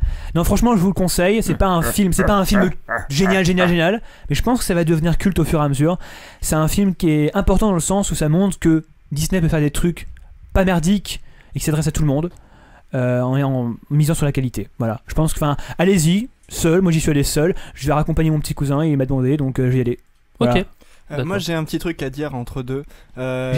C'était très intéressant, hein, vraiment, mais j'ai encore plus intéressant. Il y a Kékette Bleu qui est en webcam en live là, et elle est dans son bain. Voilà, d'accord. C'est un hommage et ça me va droit au cœur. Je suis vraiment Swan, déçu d'avoir ça. Je suis le seul à avoir cette image là dans cette salle et je crois que ça va se lever. Allez, je vous laisse, je vais regarder. Dans quelques secondes, ça va se lever. Swan, voilà. tant que tu parles de trucs intéressants, est-ce que tu peux nous dire 2 mots, parce qu'on l'a promis quand même sur Twitter, au sujet de La Vengeance, le film de Morsaille? Qu'est-ce que t'en as pensé? J'ai déjà tout dit dans le dernier numéro. Je termine sur John Carter. Allez le voir, John Carter. Attendez peut-être qu'il passe plus en 3D parce que la 3D sert à rien. D'accord. Voilà. Et donc, Swan, un petit mot quand même. Morsaille. Non, c'est ça, mais moi je. Aïe. Non, mais c'est. Oui, voilà. T'avais des chipots quoi. Moi, au jour 1, quand le film il est sorti, il a leaké sur internet à 4h du matin, je l'ai regardé. Enfin, j'étais avec mes chips là, comme Pierre avec ses chips. T'as fait d'ailleurs, pour les gens qui écoutent pas les podcasts jusqu'au bout, t'as fait une super bande-annonce. J'ai fait une bravo. bande-annonce totalement sur dernier numéro. Une avocate cagole ouverte culturellement. Une juge cagole ouverte culturellement. Vous avez un regard, comme on dit chez vous? Un regard bien ZF. Non mais juste. Comment on dit chez vous? Non mais juste, pour faire très rapidement. C'est tellement bourré de clichés que je pense que le FN pourrait très clairement l'utiliser pour faire ses spots de campagne. Ouais, mais clairement. Je pense qu'en fait, les mecs de Tron la Galère, ils se rendent pas compte, ils essayent de dénoncer un truc. En fait, ils légitimisent, en gros, plutôt où ils enfoncent plutôt le stéréotype. Ouais, c'est ça, clairement. C'est très dangereux. Est un mot un peu mal utilisé. Oui, c'est bien ce que je dis. C'est que malheureusement, voilà, Morsaille. J'ai vu que tu faisais La Vengeance 2. J'ai vu que tu avais vendu 100 000. Il a fait La Vengeance 2. Ouais. Il est nommé au Festival de Cannes aussi, c'est indiqué sur sa jaquette au dos. Ouais. Nommé au Festival de Cannes. Cannes, c'est juste un coin dans Clignancourt. C'est tout. Bah oui, c'est K-A-H-N. Oula, c'est autre chose, ça encore. D'ailleurs, si vous trouvez la photo de la jaquette, regardez-la lisez-la juste pour les fautes d'orthographe. Oui, il y a plein de photos. Et puis les sous-titres. Et même les crédits à la fin, il y a des phrases dedans, des petites perles. Moi, je vais pas les dire parce que ce serait spoilé, mais c'est un bonheur. Enfin bref, c'est une caricature de la banlieue, mais c'est drôle. C'est drôle. Voilà. C'est bon, on a fait une critique sérieuse de c'est la haine. C'est en fait un mélange du grand détournement et de la haine en fait. Oula, oui, c'est pas faux. Mais c'est pas volontaire. Je pense qu'il y a aussi un côté comment s'appelle le film avec la gaffe là? Bien ZF. Je sais pas. Zoubida. C'est ça, la baltringue. C'est un mix entre le monde des tourments, la baltringue et la haine. Ouais, les couleurs en plus. Sauf que Marseille a perdu moins d'argent, je pense, que la gaffe sur son film. Exactement. Et maintenant, nous allons passer. Moi, je veux le t-shirt, je nique tous les racistes en brochette. Moi, je le veux. Ouais.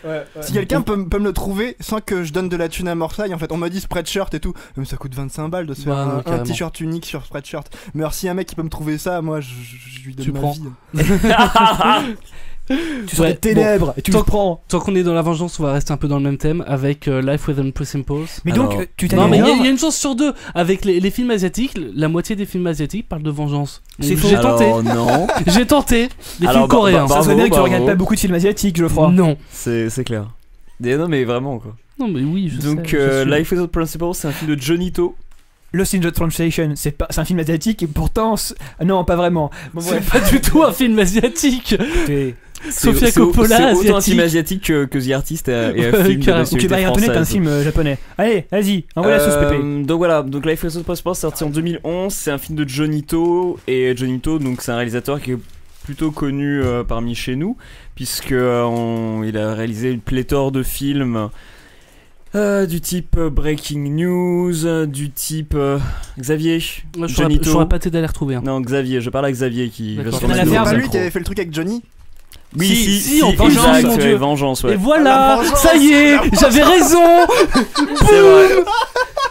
Oui, non, je vais imiter Johnny Hallyday. I must take revenge. Voilà. C'est ça. Et puis même il se battait au milieu des bottes de paille et puis, mais la botte de paille parait les balles. Je me permets de le dire. Vengeance de Johnny To, c'était bien, sauf quand Johnny parlait. C'est un fait qu'il parle en anglais, c'était juste genre, mais qui t'a dit de parler comme ça? En fait, le reste du temps, il incarnait très bien le personnage physiquement. Il a un putain de charisme, Johnny. Enfin, c'est ça le truc. Non, quand il parle pas, ça va. Ah non, le personnage devait être vieux et fatigué. Johnny jouait un type vieux et fatigué, c'était parfait. Ouais, mais take revenge. Comme ça quand même, hein, le peu drôle qu'il a fait. Ouais. Tout le temps comme mais ça, par contre, dans les Rivières pourpres 2, il était pas mal aussi, Johnny Hallyday. Voilà. Mais je pense dans. Si, dans les Rivières pourpres. On a parlé de Marseille, Johnny Hallyday quoi. Putain. C'est un podcast. Si. Ah non, attendez, c'est dans les Rivières pourpres 1 ou dans les pourpres 2 qui joue un rôle, Johnny Hallyday? Si quelqu'un l'a vu ici, personne ne va l'avouer. Donc, je crois qu'il joue dans aucun des deux. Hein. Bon, on voit la sauce là. Lâche la play. Donc, pour une fois, c'est pas du tout un film de gangsters, même s'il y a quelques gangsters. Et c'est pas un film, donc il y a pas de gunfight ni rien. Y'a pas de Beretta? Y'a pas de Beretta? Y'a pas d'amant dans les placards. Exactement. Non, c'est un drame. C'est un drame qui se passe en fait lors des quelques jours où va se déclencher la crise financière mondiale dans laquelle on est encore, n'en déplaise à certains commentateurs qui disent qu'on a fini, mais en fait c'est pas vrai. Bref, ça raconte le destin de 3 personnages, en l'occurrence un gangster, une banquière et une jeune mariée, qui sont reliés par la crise financière et par un prêteur sur gage en fait qui va intervenir de différentes manières dans leur vie.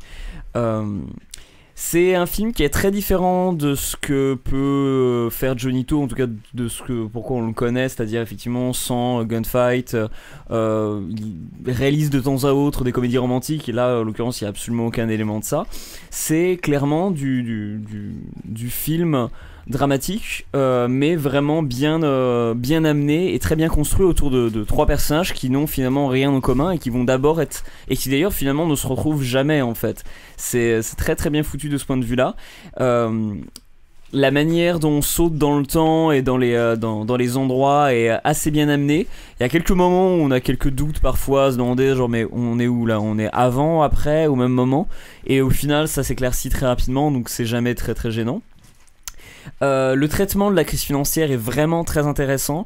J'en avais déjà parlé dans Overheard 2, dont j'avais parlé dans le numéro précédent. Exactement. Qui traitait de la crise financière, mais utilisait la crise financière évidemment comme une sorte de prétexte pour créer une intrigue de thriller. Là, en l'occurrence, la crise est vraiment traitée et sous-jacente, mais ce dont Johnny To parle, ce sont les circonstances et surtout les motivations humaines qui peuvent amener la crise financière. Et c'est très intéressant de ce point de vue-là, notamment pour ce qui concerne le début du film, puisqu'on suit d'abord la banquière, je te passe la parole après Geoffroy, on suit d'abord la banquière en fait, qui va conseiller des gens à faire des investissements, et de cette partie-là où on voit comment se passe la signature d'un contrat entre un client d'une banque qui va contracter un contrat pour ouvrir un compte. Non, pas pour ouvrir un compte, pour commencer à spéculer. Ah, ok. Et comment on lui explique les choses et donc quelles sont les motivations de ces personnes et comment c'est amené par la banque, toute la recherche de profit. C'est très bien amené et c'est pas lourd. Il n'y a pas un côté, ça jette pas un doigt accusateur sur des pratiques, ça montre juste comment ça se passe et de ce point de vue là j'ai trouvé ça vraiment très très bien foutu. Donc Geoffroy, tu voulais dire? Ouais, est-ce qu'on est dans des thèmes qui sont assez proches de suite, je sais pas si tu l'avais vu, de Wall Street 2 non, ça n'a rien à voir. Pas mal de oui, qui était dégueulasse, enfin qui était un très mauvais film. Mais non, ça n'a rien à voir avec ce genre de choses. Mais qui traitait aussi de la crise financière, mais peut-être sous un autre angle aussi. Non, là ça se passe pas spécialement parmi les spéculateurs. Tu vois des gens qui sont affectés par ça, mais tu ne vis pas au cœur même de. Oui, Xavier. Il y a un film hongkongais là, Dream House. Où il y a une nana qui tue des gens dans un immeuble pour faire baisser le prix de l'immobilier. Oui, ça c'était aussi un bon film sur la crise financière, je trouve. Pour moi, Dream House, c'est le film de merde avec Daniel Craig. Ouais, mais il y en a deux. En fait, non, c'est parce que tu te trompes, c'est Dream Home. Ah oui, le film hongkongais, c'est Dream Home. Oui, exact. Heureusement que je suis là des fois pour amener ma culture qui est complètement parce que nous on a chié. Parce que la bande-annonce de Dream House, donc avec Daniel Craig, quand même, elle vendait le twist. Non mais j'ai jamais compris ce film, comment ça fait qu'il y a des gens qui peuvent aller le voir après avoir vu la bande-annonce quoi. Enfin, bref. Faut croire qu'on m'explique mais bon. Et bref, donc c'est vraiment un film que je recommande très fortement, il est vraiment très bien foutu. Ça surprend, enfin ça surprend pas les amateurs de Johnny To parce qu'il a quand même fait pas mal de choses très différentes, mais c'est un film très bien foutu comme à son habitude. C'est un excellent réalisateur, il sait très bien amener ses histoires, il le montre encore avec dans un style très différent. Il y a pas trop gros problème au niveau du réalisme.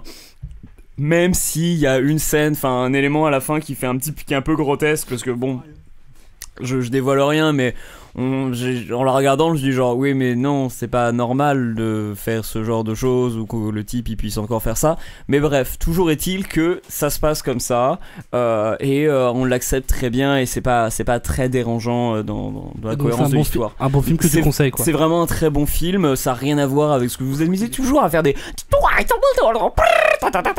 mais ça a rien à voir avec ça. C'est pas un film de baston. Je vous communiquerai du film de baston plus tard si vous voulez. Non mais ça cool, mais ça change justement, c'est tant mieux. Ouais voilà, ça a rien à voir. Je chronique vraiment beaucoup de films de baston. Non. Ouais. Non vraiment. Ouais. On passe à la suite. On passe à la suite. On passe à la partie comics. Générique comics. I'm quite keen on comic books, especially the ones about superheroes. I find the whole mythology surrounding superheroes fascinating. Take my favorite. I love superheroes. Take my favorite superheroes. Superman. Ok, très bien. Et donc comics, tout de suite, on va commencer par une brève. Geoffroy va nous parler d'un comics qui est overrated depuis quelques tomes déjà. Vas-y Geoffroy. Alors je vais vous parler de Overrated, tome 15 qui est sorti il y a quelques semaines.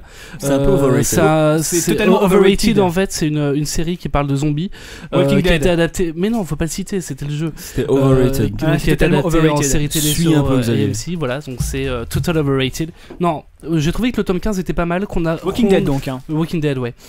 Qu'on arrivait enfin sur bon, ils sont toujours dans un village, ils veulent toujours former une communauté, enfin voilà, mais ça change pas trop. Il y a juste un thème qui est très important, qui est enfin soulevé alors qu'on s'en doute depuis peut-être le premier ou le deuxième tome. C'est le thème de l'humanité, de la sensibilité du gamin de Rick, dont j'ai oublié le nom. Et Rick se pose enfin la question, mais est-ce que mon gamin est normal de jamais pleurer, de jamais rien ressentir, etc. Et c'est quelque chose qui à suivre pour la suite, quoi. Voilà. D'accord, donc ok, je pense que t'es le seul à avoir. Donc c'est toujours édité en France chez Delcourt à 14€, et c'est toujours scénarisé par Robert Kirkman et dessiné par Charlie Adler. Je me permets d'interrompre Xavier qui allait dire encore une fois que c'était overrated, et je pose la question genre pas les twists mais les transitions en fait sont toujours aussi bien. Les transitions sont très bonnes. Alors je trouve que je sais plus, il y a un terme tu me disais pour ces pages justement. Des cliffhangers on va dire. Ouais, non mais il y a des pages justement où t'es censé... C'est pas des splash pages. Enfin bref, c'est des pages entières où sur certains albums précédents t'as quand même le cœur qui se soulève. Là t'as beaucoup moins ça là-dessus. Des coups de théâtre quoi, tout simplement voilà, je dirais. Il y a pas vraiment de coup de théâtre là-dessus, mais ça reste très bon. T'as une ambiance qui reste assez lourde même si elle est beaucoup plus légère que sur les précédents. Et voilà. Ouais, d'accord. Oui, c'est très rapide quoi. Oui, y a pas de problème. Moi je trouve simplement que c'est surestimé. Mais tu l'as pas lu. Bah, je lis plus parce que ça coûte de l'argent et voilà. Et puis je trouve que c'est pas très bien. Les premiers, on essaiera de voir avec Delcourt si on peut les avoir. Oh là. On verra. Guy Delcourt, si tu nous entends. Alors, de quoi on parle? On parle de Top 10. Ouais, Top 10. Une paru sur Urban Comics. Exactement. Nos amis de Urban Comics. Coucou. Donc ça c'est très très bien parce que ça avait été édité en France il y a quelques années et le problème c'est que c'était introuvable. Donc là c'est vraiment très bien. C'était édité par Panini a priori. Oui, je crois. Il y a de grandes chances, hein, oui. Oui, je crois. Je suis pas sûr à fond, mais oui, normalement oui. Et donc là c'est réédité et vous devez vous jeter sur ça. C'était scénarisé par Alan Moore, mais c'est pas la seule raison pour laquelle vous devez vous jeter sur ça. Et c'est dessiné par Jen A en compagnie de Zander Cannon qui s'occupe de l'ancrage. Ça a été édité chez ABC Comics, qui était une filiale de Wildstorm, donc qui avait été créée par Alan Moore pour publier des histoires du type alors Tomorrow Stories, où il y avait Jack Bequick, où il y avait Grey Shirt. Il y avait aussi Promethea, dont je parlerai une autre fois. Ouais. Donc et Prometheus, hein. Top 10. Comment? Pas Prometheus donc. Oui, elle n'en a rien à voir. Et ça raconte quoi, Top 10? Ça raconte la vie d'une brigade de policiers dans la ville de Néopolis, qui est une ville où, même une planète, on va dire, même une dimension où toutes les personnes ont des super pouvoirs. Tout le monde est un super héros, tout le monde a un costume, et donc tout le monde ne sauve pas l'humanité. Voilà, exactement, c'est ça. Tout le monde a un pouvoir, tout le monde a un surnom qui correspond à son pouvoir. Voilà. Mais ça a l'air d'être normal. Voilà, c'est tout à fait normal d'avoir, de s'appeler Superman et de faire son shopping et de pouvoir arrêter des météorites. Enfin, il y a même un chien anthropomorphe avec des bras bioniques. Oui, voilà. Donc, il y a un chien anthropomorphe avec des bras bioniques qui fait partie de l'unité de police. Donc ça peut paraître étrange, mais en fait c'est traité sur le même ton qu'un cop show tout à fait normal, et on se focalise plus sur les personnages et sur leurs relations que sur le côté absurde, enfin qui peut paraître absurde d'une ville avec des gens avec des super pouvoirs. C'est absolument pas l'élément qui va faire en sorte que vous lirez cette série avec intérêt et en tournant chaque page avec des larmes à l'œil. Les larmes à l'œil, c'est que c'est une superbe histoire menée par des personnages vraiment attachants. Donc, Xavier. Oui, enfin tous les personnages ont vraiment un nom déjà et une gueule. Et ce qui permet de vraiment s'attacher à eux. Il y a toujours il y a la personne qui a un nom qui vient d'Europe de l'Est, forcément. Et ça, c'est toujours dans les cop shows, t'as un personnage qui a un nom qui vient d'Europe de l'Est. Effectivement, toujours. Ouais. Et là t'en as un, elle s'arrête pas. C'est toujours. Est-ce que t'as le flic black qui est rejeté par la communauté? Ouais, t'en as un là. Oui, effectivement, il y en a un, ouais. En fait, c'est vrai qu'il y a tous les stéréotypes. Il y a tous les stéréotypes. T'as le rookie qui vient d'arriver. Pour un traître. T'as le rookie qui vient d'arriver, oui, qui en prend plein la gueule au départ. T'as le nouveau partenaire qui est pas très sympa. Est-ce que t'as le bleu aussi? Ouais, c'est ça, le rookie. D'accord. Ouais, t'as vraiment tout. Voilà. Le médecin médico-légal qui est un peu bizarre mais qui est... Exactement, ouais. Non, en fait effectivement ça prend tous les bons stéréotypes comme il faut, mais en les mettant à la... Oui, enfin tous les stéréotypes, ouais. C'était l'adjectif de trop, et mais qui les tourne à une sauce intéressante. Alors il y a pas mal aussi quand même de petits clins d'œil au monde des super-héros. Dès le départ, on peut voir une pub pour des griffes en adamantium. Il y a des pubs pour du gel, pour faire comme les mèches de Wolverine. Ouais, voilà. Il y a la ligue des petits titans pour faire les Teen Titans, voilà. Et des trucs comme ça. Mais voilà, ça reste des trucs qui sont finalement dans le background, dans le fond, mais qui sont, si vous connaissez rien au monde de super-héros, qui vont pas vous déranger pour comprendre l'histoire. C'est juste des petits clins d'œil, histoire d'eux, quoi. Mais au final, c'est pas une histoire référencée. Comme je disais, donc c'est vraiment centré sur les personnages, et il y a énormément de subplots. Donc c'est à dire qu'on va commencer l'histoire, on va introduire plein de petits éléments. Exactement, et on va tous les développer au fur et à mesure. Chaque personnage a sa part dans l'histoire, et finalement une bonne partie des intrigues sont résolues. Alors une bonne partie parce que en fait les 2 volumes qui seront publiés constituent en fait la première saison. Il n'y a pas eu de deuxième saison, c'était une intention de Moore de faire une deuxième saison. Donc c'est juste un seul tome? Il y a 2 volumes qui regroupent les 12 premiers numéros, okay. Les 12 seuls numéros qui ont été publiés, puisque en fait Moore a eu des problèmes avec Wildstorm quand ça a été racheté par DC Comics, qu'il avait des problèmes avec DC Comics. Oui, d'accord. Et donc là, le premier tome qui sort en France, il regroupe quoi? Les 6 premiers numéros? 1 à 6, oui. D'accord, très bien. Juste par rapport au fait que ça se base beaucoup sur les cop shows qu'on voit à la télé, dans la plupart de ces cop shows, on a ce qu'on appelle des intrigues fermées, c'est-à-dire que à chaque numéro, tu as une intrigue qui va être résolue à la fin de l'épisode. Est-ce que c'est la même chose à l'intérieur? Trop. Si, il y en a. Il y a des numéros comme ça et il y a des numéros avec du fil rouge, mais dans l'ensemble il y a toujours au sein des même intrigues. du TPB, c'est-à-dire que chacun des 6 numéros présents dans le TPB va avoir une intrigue résolue. Oui, il y a toujours. Donc on a 6 intrigues dans le TPB. Mais c'est pas. Alors, justement. Attends, juste pour rebondir sur ce que disait Geoffroy. Juste par rapport à ce que disait Geoffroy. C'est pas très drôle. Hein. effectivement, c'est pas drôle du tout. Il y a pas que 6 intrigues en fait. Il y a 6 intrigues, parce qu'il y a une intrigue par numéro. Mais comme il y a d'autres intrigues qui sont parsemées, il y a plus d'intrigues que ça, voilà. Exactement. Okay. Puis oui, non, mais ce que je disais tout à l'heure est bête, mais au final, même les intrigues fermées, donc qui correspondent à chaque épisode, sont pas plus développées que ça. C'est pas celles qu'on voit le plus. Oui. Elles sont vraiment sous-jacentes. Enfin, on les voit de temps en temps. Par exemple, à un moment, il y a un gars qui découvre un corps, et ce corps avait une signification particulière pour lui. Enfin, le corps de la personne. Oui. Voilà. Et au final, c'est vraiment traité de manière très peu importante par rapport au reste de l'histoire de l'épisode. Est-ce que je dis une connerie si je dis que justement en termes d'importance de la sous-intrigue par rapport à l'intrigue, c'est assez proche de Six Feet Under par exemple, où on a j'ai vu qu'un épisode. Moi non plus, j'ai pas vu cette série de croque-morts. Bon bah je suis pas très nécrophile, pas comme toi, Geoffroy. Ouais, excuse-moi d'avoir du goût. Moi j'ai pas écouté mais j'ai regardé. Ouais. Et quelques petits mots sur le dessin. Donc c'est Jen A qui dessine et qui dessine, c'est vraiment fantastique. Il arrive donc à bien caractériser ne serait-ce que tous les personnages principaux, mais aussi tous les personnages secondaires qui interviennent juste dans le fond. C'est les planches grouillent de dessin. C'est pas du Jeff Darrow mais presque. Et pourtant c'est jamais surchargé, comme Jeff Darrow d'ailleurs. Et il y a vraiment le design futuriste est très très très bien, très très réussi. On arrive à faire une BD vraiment très originale, mais qui en même temps on se laisse glisser dedans avec beaucoup de facilité. C'est clairement une des meilleures histoires que Moore a écrit dans fin des années 90, début 2000. Et j'ai l'impression qu'on la cite très très peu souvent et je comprends pas du tout pourquoi. Oui, c'est étrange, hein. Parce que c'était mortel, c'était juste fantastique. Alors Promethea aussi, pareil à la même époque, était absolument génial. D'ailleurs, ce run-là de Moore, on pourrait comparer ça à ce qu'a fait Tezuka pendant une période, c'est-à-dire à produire ses meilleures histoires en même moment finalement. Mais là, en l'occurrence, Top 10, c'est vraiment quelque chose dont il faut que vous profitiez. Profitez de la ressortie de ça par Urban Comics et jetez-vous dessus parce que c'est vraiment génial. Oui, et puis il y a plein de petites références très marrantes et des tas de trucs. Par exemple, il explique qu'il y a un asile pour les monstres japonais des films des années 50-60. Et des tas de trucs très drôles. Il y a un personnage qui est antisémite, mais qui, à chaque fois qu'il fait des vannes antisémites, c'est tellement léger et tellement éludé dans le truc qu'on se rend jamais compte que clairement... Je sais pas si tu vois de qui je parle. Non. D'accord. Enfin, c'est jamais très clair, mais enfin, je peux dire que... Toi, les vannes antisémites, tu les repères, quoi. Exactement, voilà. Merci pour de me discréditer comme ça. Je t'en prie. On passe à autre chose, moi, je fais un point sur le chat encore. Ouais, vas-y. Il y a TDK, il est déguisé... Qui a poil dans son bain. Non, il est déguisé en espèce de mec du Crazy Horse avec des plumes sur la tête et des lunettes 3D. Salut TDK. Voilà, vous savez ce que vous ratez quand vous ne venez pas en live. On a des Brésiliennes dans leur bain, nues, et on a des Alsaciens qui font des trucs bizarres avec des plumes. Voilà. Et des téléphones Nokia. Et les téléphones Nokia, bon, voilà. Repassez-moi mon programme, s'il vous plaît, Laurent. Alors, le programme de Xavier. On passe à Unknown Soldier. Unknown Soldier, qui est aussi paru chez Urban Comics. Chez Urban Comics. On va dire beaucoup de bien, je vais le pitcher si ça te dérange. En fait, c'était une mèche de Titeuf, mais j'ai cru que c'était. Ah, c'est une mèche de Titeuf. N'importe quoi. Ce monde va très mal. Alors, Unknown Soldier. Ce monde va vraiment mal. Unknown Soldier, donc c'est un truc sur Titeuf. Avec des Kalachnikov.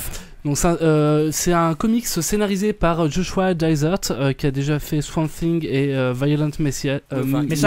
Il a scénarisé un peu de Swamp Thing pendant 2 ans. Voilà. Légèrement. C'est dessiné par Alberto Ponticelli, en tout cas au début. Donc, oui, non, il a fait sur le premier. Ponticelli a fait tous les dessins, sauf sur une histoire où c'est un dessinateur africain, je sais plus d'où, de quel pays, peut-être Congo, il me semble. Je pourrais pas dire, mais qui a fait une seule histoire. Et donc ça a été édité aux États-Unis dans un premier temps, forcément chez Vertigo en 2008, si en 4 volumes. En 4 volumes, en 4 volumes, en 4 TPB. En 4 TPB, donc ça fait 24 numéros individuels. Oui. Et donc là, le premier TPB est sorti chez Urban Comics. Donc le scénario, le pitch, vas-y. Le pitch. Balance le pitch. Alors, Moïse Luanga, qui est un médecin originaire d'Ouganda, vit aux États-Unis. Il décide de retourner à son pays natal après être devenu une célébrité, un philanthrope. Mais sa confrontation avec la violence de la guerre civile donc en Ouganda, on voit que c'est très actuel, et les circonstances dramatiques vont brouiller son esprit et lui faire entendre une voix qui le pousse à la violence, celle de l'Unknown Soldier. Alors ouais, déjà dès le début tu spoil. Parce que ça on le sait pas forcément dès le premier tome. Oui, c'est clair, mais c'est quelque chose on le sait pas dès le premier tome. Ça vient très rapidement. Ça vient assez rapidement. Unknown Soldier, pour traduire ici, c'est le soldat inconnu. C'est un personnage qui existe depuis. Et c'est édité d'ailleurs en français sous le nom de soldat inconnu. Alors justement, c'est un personnage qui est très intéressant parce que ça a été je sais plus par qui ça a été inventé, mais il y avait une série qui a duré très longtemps. Dans les années 60, je crois. Voilà. Même plus longtemps. Ça a été créé par Robert Kanigher et par Joe Kubert. Et voilà, et donc c'était un mec qui avait comme pouvoir en fait de se déguiser en n'importe qui. Et il a marqué toute l'histoire en se déguisant en Adolf Hitler, en prenant la place de tyran pendant certains moments. Et justement, là, cette série, qu'est-ce qui se passe en Afrique, a un certain lien avec cette vieille série des années 60. Un lien qui n'apparaît pas dans le premier ni dans le deuxième volume, mais je crois dans le troisième volume. Où on voit clairement que là il y a un gros lien. Il faut quand même avoir lu les trucs avant pour s'en rendre compte. Pour les gens qui vont nous écouter, qui vont découvrir ça simplement édité parce que c'est édité par Urban mais Comics, juste cette série-là, etc. Et parce que encore une fois, ça rentre vraiment pleinement dans l'actualité. On a beaucoup parlé cette semaine de Joseph Kony, qui est le dirigeant de la LRA, donc la Lord Revolution Army, je crois. Exactement.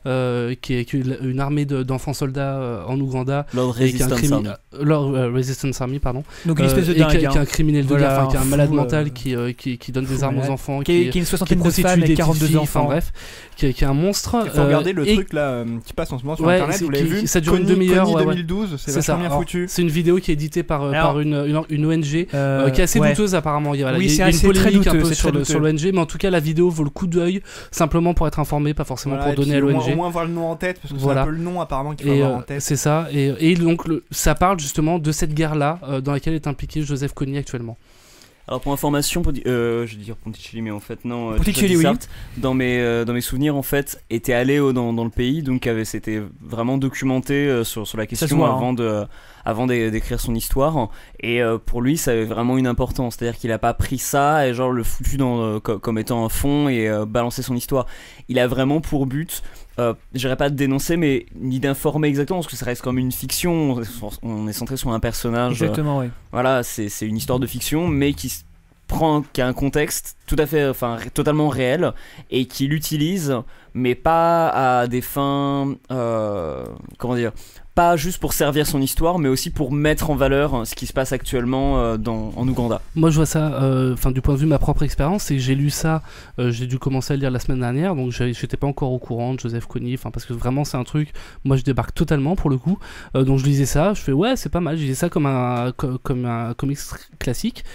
Et puis j'ai entendu parler de ce mec-là, et puis je me suis rendu compte que ce que je lisais, ça avait un fondement de vérité. Ah, tu connaissais pas du tout l'histoire? Ah non, moi j'étais totalement largué, et j'ai appris ça, j'ai pris une claque, quoi, vraiment. Tu pensais que c'était totalement fictionnel?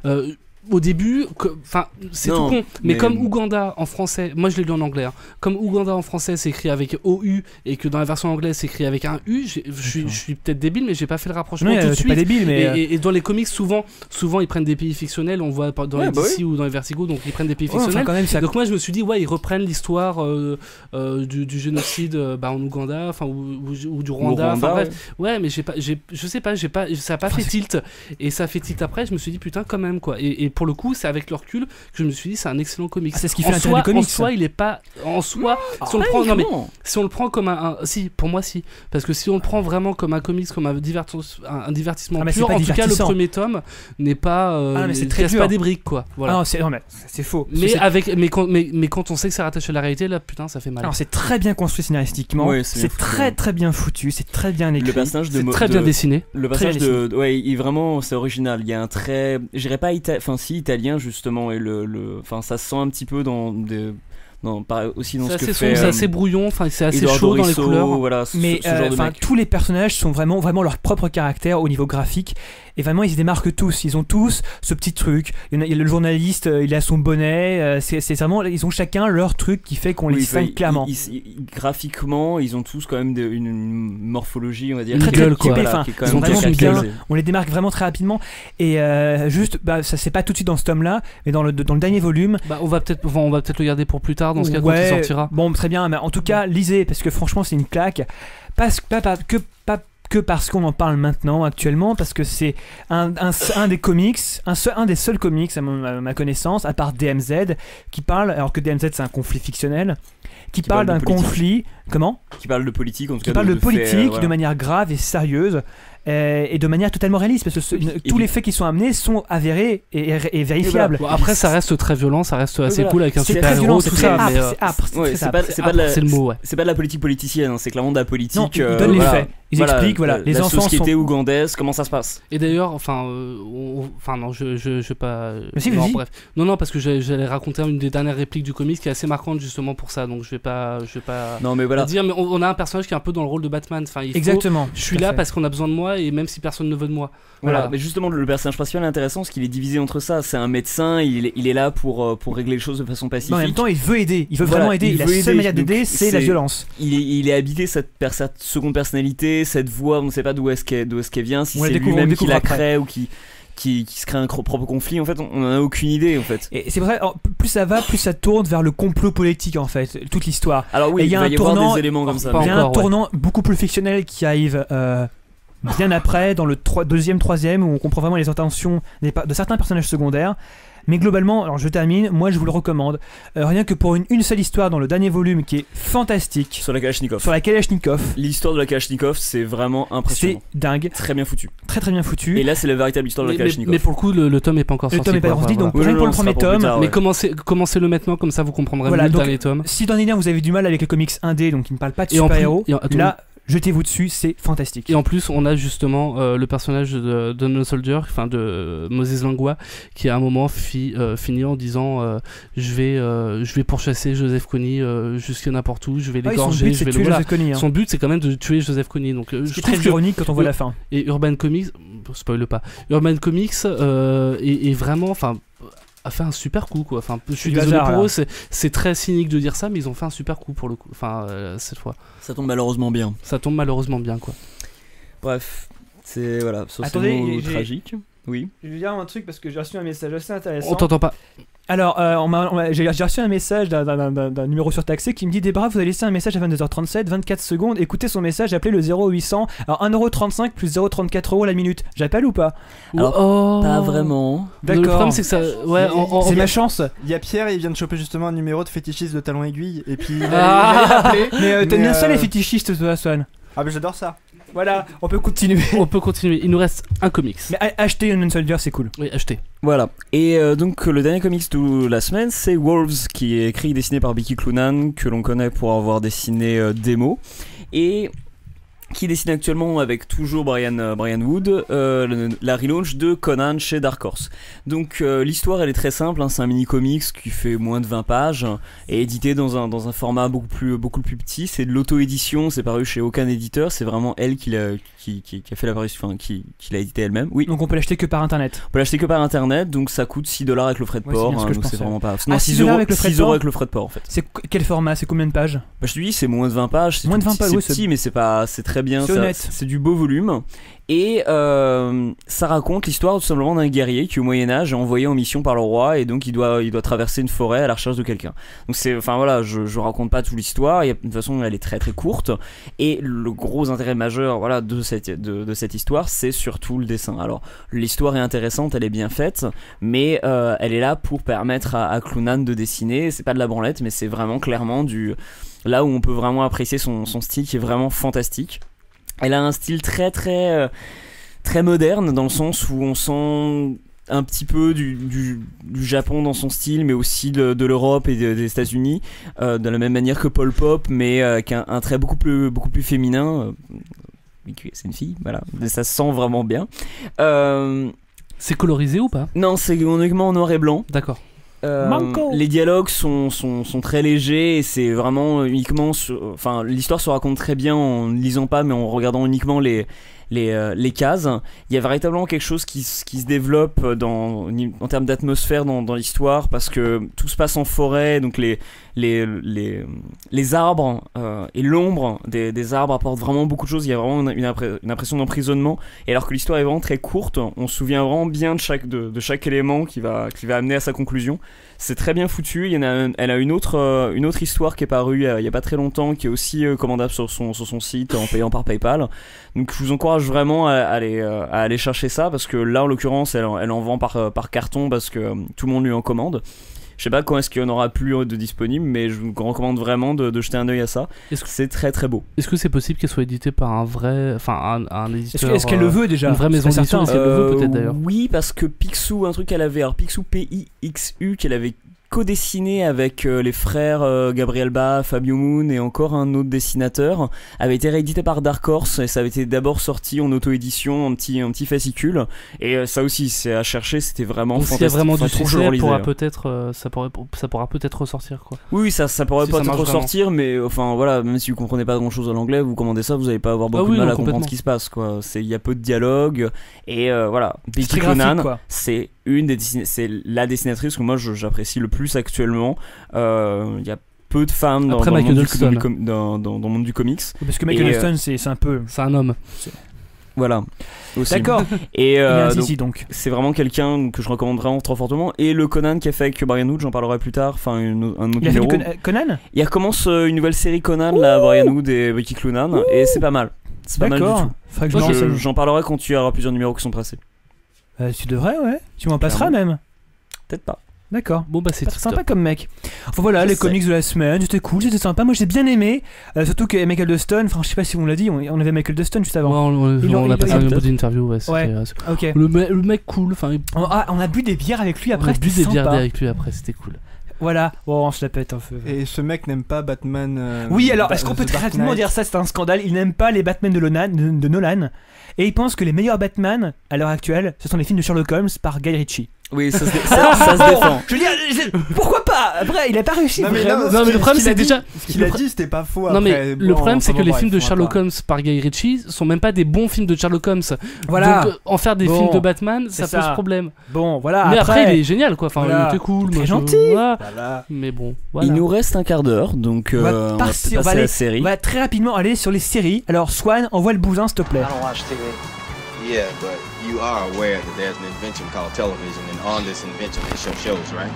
Yeah. Well, the way they pick TV shows is they make one show. That show's called a pilot. Then they show that one show to the people who pick shows, and on the strength of that one show, they decide if they want to make more shows. Some get chosen and become television programs. Some don't. Become nothing. She started one of the ones that became nothing. Voilà, donc, alors, tout d'abord, série.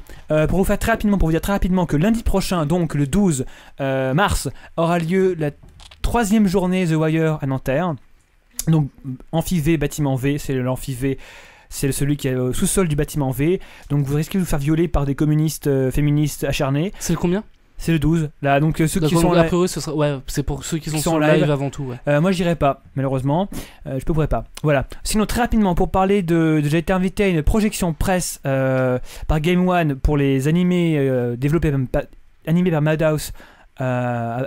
Basé sur les Marvel, à savoir Blade, Wolverine, X-Men et Iron Man. Ça c'était du personal branding, hein. Voilà, on peut passer au Non mais normalement c'est... En fait, écoute-le bien, il va chercher à se faire des invités. Vas-y. Voilà, je vais me chercher des invités. Alors je vais chercher à vraiment me faire inviter plusieurs fois. Alors déjà, bon, la personne qui a initié la projection presse a dit, c'est quelque chose que je ne supporte pas, tout le monde a grandi avec les Marvel. Bon, les Marvel, pour moi, ça ne veut rien dire. J'ai entendu ça, j'avais envie de me lever de la salle. J'avais envie de voilà, j'avais envie de partir. Bon, après, s'en est suivi j'ai plus jamais me faire inviter. Hein. S'en est suivi un petit film qui expliquait ce que c'était Game One. Et en gros, dans ce film, les 3 quarts du temps, vous voyez Julien Telouk. Bon, voilà. Ensuite, après, on fait pas du jeu vidéo, donc je ne connais pas Julien Telouk. Julien Telouk, bon, voilà. J'adore Julien Telouk. Il y a l'Ixico, si tu nous écoutes, là où t'es. Non mais c'est pas drôle. Pour le coup. Non mais j'aimais beaucoup Yannick Zico, je suis vraiment très triste. Mais je déconne pas quoi. Non mais c'est pour ça, je lui rends hommage. Voilà. Non bref, mais moi j'étais triste ce soir. Magne-toi. Donc je disais très rapidement, Marvel versus Madhouse, c'est nul. Je comprends pas pourquoi Game One achète ça. Le seul truc bien sur Game One en ce moment c'est Dragon Ball Kai. Je regarde plus Game One que ça. Game One, chaîne MTV, tu te perds. Pourquoi acheter ces animés de mauvaise qualité? Est-ce que tu prends tes téléspectateurs pour des gens sans cervelle? Je ne regarderai ça. C'est très mauvais, Marvel vs Madhouse. C'est très mauvais. Iron Man, c'est mauvais. X-Men, pourquoi c'est mauvais? Pourquoi c'est mauvais? Parce que déjà, il n'y a aucune mise en scène. Toutes les scènes se suivent avec des fondus au noir. Il n'y a que t'as pas de je sais pas, de fondu en image. T'as un noir. et d'un coup une autre scène. C'est très raciste. Oui, c'est très raciste. Mais voilà, c'est en plus, c'est vraiment de temps en temps, c'est trop japonisant. Parfois, c'est trop japonisant. Ils sont noirs et japonisants. Ils ont le cul entre deux chaises parce qu'ils devraient faire un truc basé sur la culture populaire américaine. Mais parfois, le choc entre les deux cultures est tellement violent que ça en devient difficile de regarder. Ça, je veux bien croire, ouais. Parfois t'as des choses qui sont typiquement américaines qui sont traduites de manière graphique japonaise, c'est très bizarre. Comme ça, j'ai pas d'exemple. Ça avait pas déjà été fait d'ailleurs de reprendre du Marvel avec des. Je sais pas. Si, ils avaient déjà fait ce genre de manga. truc en fait. Et Iron Man, c'était pas terrible. Déjà qu'Iron Man, pour moi, la représentation actuelle du personnage d'Iron Man ne correspond pas elle du vient tout. totalement des films quoi. Voilà, elle ne correspond pas du tout au personnage qui est canon dans les comics, à savoir le démon dans la bouteille. Tony Stark, à ce moment-là, il est génial, c'est un personnage intéressant et fort, mais depuis ce temps-là, il est totalement perdu.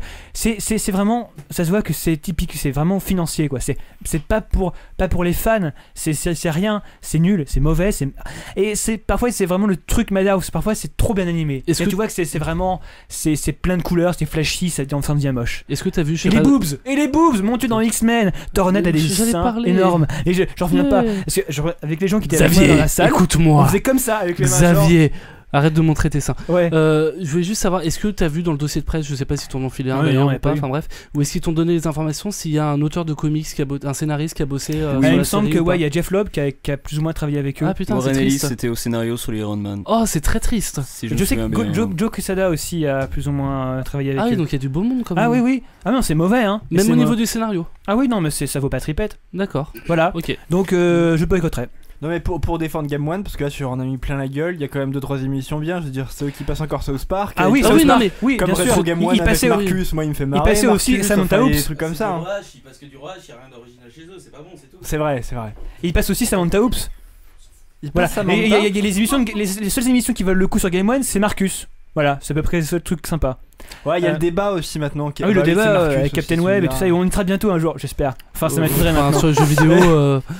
Voilà, et maintenant on va donc parler de Metalocalypse. Metalocalypse, oui, c'est une série Adult Swim qu'on va traiter très rapidement parce qu'on n'a peut-être pas trop de temps, mais on va le faire quand même. Ça dure 3 saisons, il va y en avoir qu'une 4ème saison cette année. Les 2 premières saisons, les épisodes durent 11 minutes, et la 3ème saison, ils essayaient de faire du 20 minutes, mais ça n'a pas trop marché, donc ils vont revenir pour la 4ème saison avec un format de 11 minutes. Est-ce que les gens comprennent ce que je raconte? Oui, c'était d'abord 11 minutes, puis 21 minutes, puis 11 minutes. Mathieu, tu parles très distinctement, c'est très agréable d'écouter, tu parles très bien, on te comprend. C'est parfait.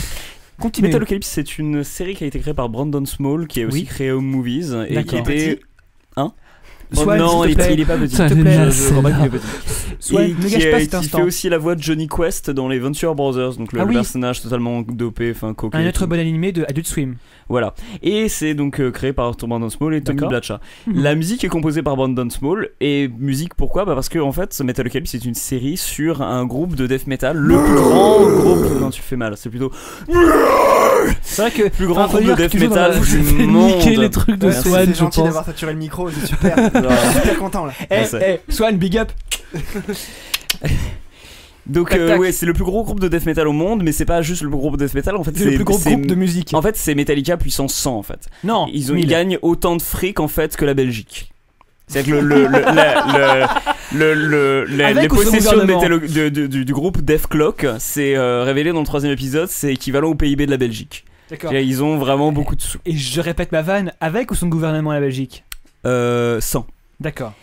Donc Def Clock, c'est un groupe de métal, ils sont très très forts, ils sont surtout très très très bêtes, et c'est un groupe de death metal, donc du coup il y a beaucoup de violence.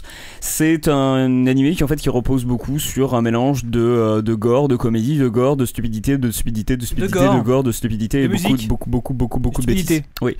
C'est... Xavier. Et lorsqu'on était allé à la Comic Con cette année de Paris, c'était ils ont passé le premier épisode, je crois, de Metalocalypse durant le truc Adult Swim. On était les seuls, on était 2 à être vraiment là pour ça. C'était très intéressant d'ailleurs. Oui, c'est clair. Mais bref. Et c'est une série donc qui repose sur le comique et le gore, et du coup ça peut devenir lassant, mais comme les épisodes durent 10 minutes, c'est pas trop gênant. Au niveau du scénario, donc en dehors des histoires qui se finissent à chaque fois en queue de poisson parce qu'ils finissent par tuer ou trucider quelqu'un, il y a un fil rouge à chaque épisode avec une sorte de cabale étrange type Illuminati qui surveille Dethklok parce qu'ils pensent qu'ils sont capables d'influencer le cours de l'ordre mondial et la société entière avec leurs conneries. Et donc du coup ils observent, mais ils font qu'observer. Donc du coup en fait pendant les 2 premières saisons ils observent, ils interviennent très peu. Et c'est assez frustrant de ce point de vue là. J'ai pas vu la 3e, donc j'espère que dans la 3e il y avait un peu plus de choses, mais en l'occurrence c'est quand même le gros point négatif pour moi de la série, c'est que les gags sont sympas, mais c'est quand même un peu frustrant de pas avoir de développement. Les personnages restent tels qu'ils sont et il n'y a jamais de changement. Mais ce qui est assez rigolo pour moi en tant que gros fan de métal devant l'éternel, c'est que alors c'est blindé de références au métal. C'est-à-dire et surtout c'est une série qui se moque des métalleux. C'est des métalleux qui se moquent des métalleux, donc là c'est très juste. C'est-à-dire que oui, les personnages sont stupides, oui, un peu comme le stéréotype de métalleux qui est pas si faux, c'est-à-dire le côté vraiment cheveux gras, petite Baggy. tête, non. T-shirt noir. Oui, voilà, enfin mascara. Oui, il y a des dégueulasse. je crois. Oui, il y a il me semble qu'il y a une série télé, enfin ou un truc diffusé sur internet, je sais pas exactement, qui se moque de métalleux mais avec des marionnettes. Alors c'était juste un clip en fait. D'accord, c'était juste un clip. C'était Fur TV, ouais. Je crois pas qu'il y en a eu plusieurs. Non, il y a qu'un extrait, le reste, il y a des. Alors il y a qu'un extrait, le reste. Voilà, il y en a qu'un. Ce que nous dit notre invité qui est présent, qui s'y connaît très très bien aussi en toute série Adult Swim, tous ces trucs un peu bizarres que tu apprécies particulièrement. Ah oui, on peut le dire. Alors, si vous voulez le suivre sur Twitter, DJPie 1337. Ah oui, non, voilà. Et un bonheur de l'avoir dans cette timeline. Hein. Voilà. Toujours, moi, je suis toujours heureux. Alors faites gaffe, ne cliquez pas sur ces liens quand vous êtes en public. Voilà. Au boulot, faut éviter. Et sans l'expérience. Juste, tant qu'à faire, comme tu connais un peu toutes ces séries bizarres, machin, est-ce que tu as entendu parler ou est-ce que tu comptes regarder ou qu'est-ce que tu sais de Metalocalypse. Apocalypse, c'est un peu l'apocalypse dans la cave. Là, on vient de tout péter. Ça de. Enfin voilà. Qu'est-ce que t'en penses? Qu'est-ce que t'en as entendu dire? Est-ce que ça t'intéresse? Tout ça. Non, ça m'intéresse pas. Alors, avant de casser tout le studio, j'aimerais dire que pour l'instant. Plus fort du micro. Plus près du micro encore. Ah putain, faut. On sait que c'est pas facile. Ah ouais, non, c'est chiant. Hein. Alors, donc. Je te prends les chips. Oui, vas-y. Rapidement. Il prend les chips. Donc, écoutez, je l'ai pas encore vu, mais j'ai vu beaucoup d'extraits d'après les poups, etc. Et c'est totalement juste. C'est un petit peu l'esprit.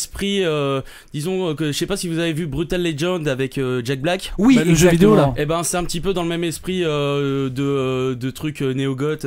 Mais en plus gore. Ouais, en plus gore, en plus par exemple, à un dégueulasse. moment, il y a un cube géant qui s'effondre sur un max de gens pour la scène, quoi. Le cube contient la scène. Il largue un cube géant avec des pics pour créer la scène sur des gens. Voilà, sur des gens. Et tout le monde est content parce que c'est genre puisque c'est le groupe est arrivé. Faut pas leur mais les gens meurent, quoi. Voilà. Les gens meurent.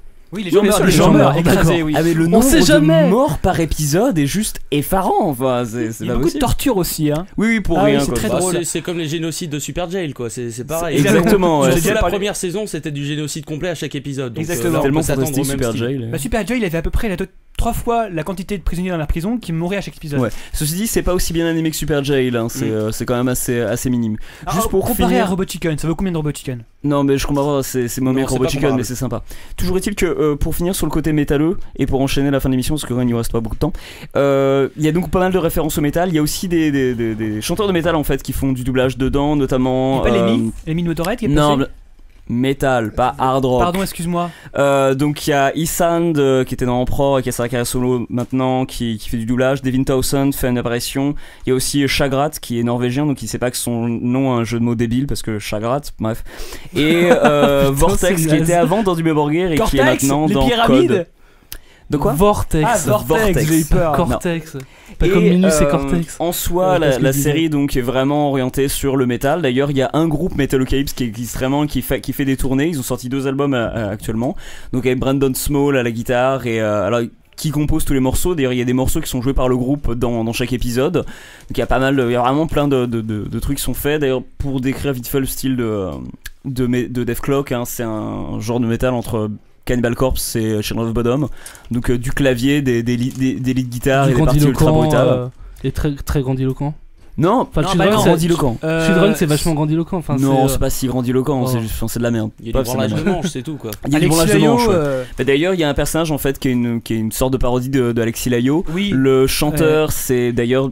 Il est, je pense, doublé par. Enfin, non, il est pas doublé par, mais le chanteur en question. De Cannibal Corpse. Ouais, une grosse masse. Voilà, et Corpse Grinder de Cannibal Corpse double des personnages dans la série. Le bassiste, c'est clairement pour moi une repompe du bassiste de Spinal Tap. Oui, exactement, oui, le nain. Donc alors. Pour vite fait, donc Nathan Explosion c'est Corpse Grinder de Cannibal Corpse, Squeeze Gelf qui est le guitariste, c'est Alexis Layo de Children of Bodom, William Murderface qui est vraiment totalement stupide, c'est l'acteur Harry Shearer qui était dans Spinal Tap, Pickles le batteur, c'était clairement Axl Rose de Guns N' Roses, on le voit d'ailleurs parce qu'il avait avant un groupe de glam où il était guitariste, enfin bref. Et Toki Wartooth, en fait j'ai découvert que censément ce serait Michael Eckerfeld de Opeth.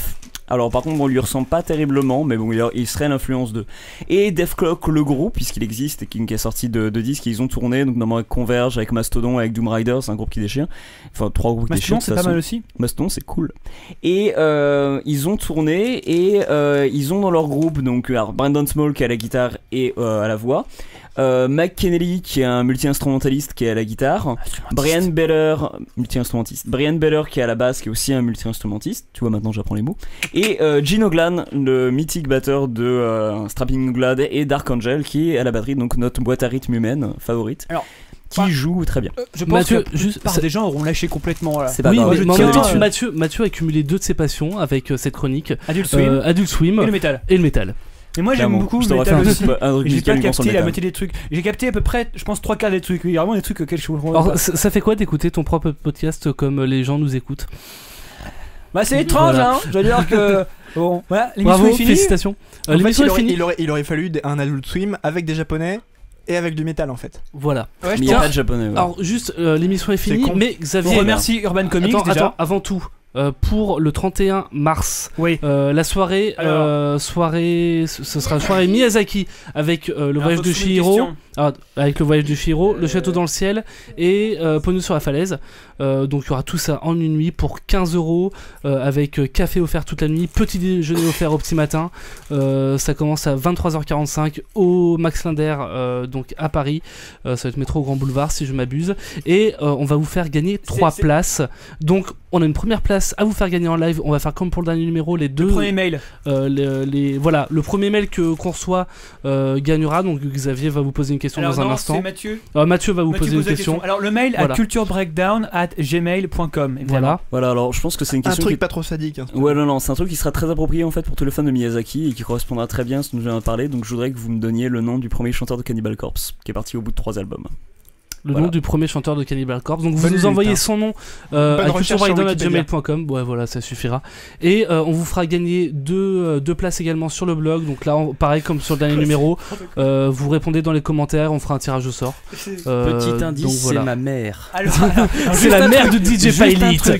Juste un truc, Geoffroy, tu ne valideras pas les commentaires avant que tout le monde parce qu'après il y aura que du copier-coller. De toute façon, ils s'en foutent, ils vont chercher sur Wikipédia. Mais d'accord, il y a peut-être qu'ils tout le monde devrait savoir ça, putain, quand même. Oh mais non.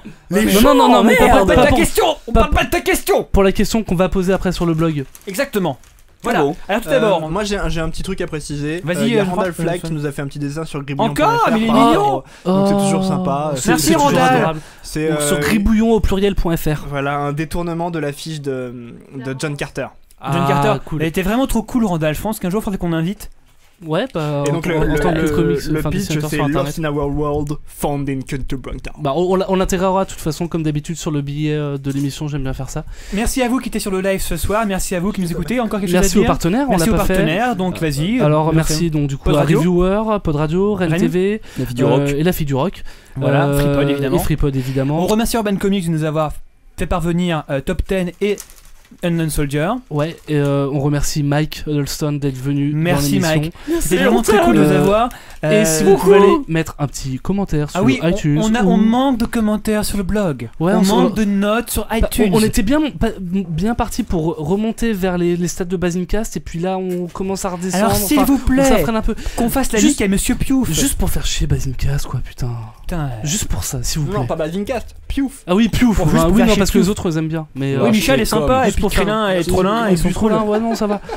Les Piouf, franchement. Juste pour faire chier Piouf quoi, s'il vous plaît. Allez sur iTunes. Bon, allez. Lâche comme tranquille. T'inquiète. Tu laisses un comme chez nous, on te l'en met 5 chez toi. Et puis on vous dit au revoir. Aïe.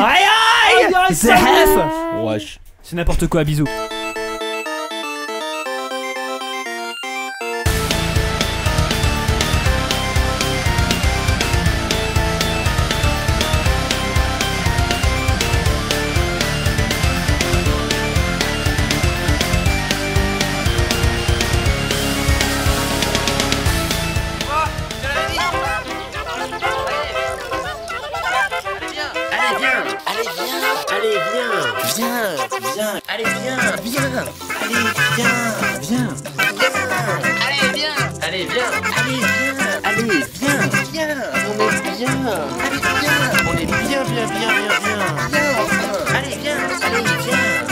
Regarde ce qu'on peut faire. C'est génial. Allez, viens.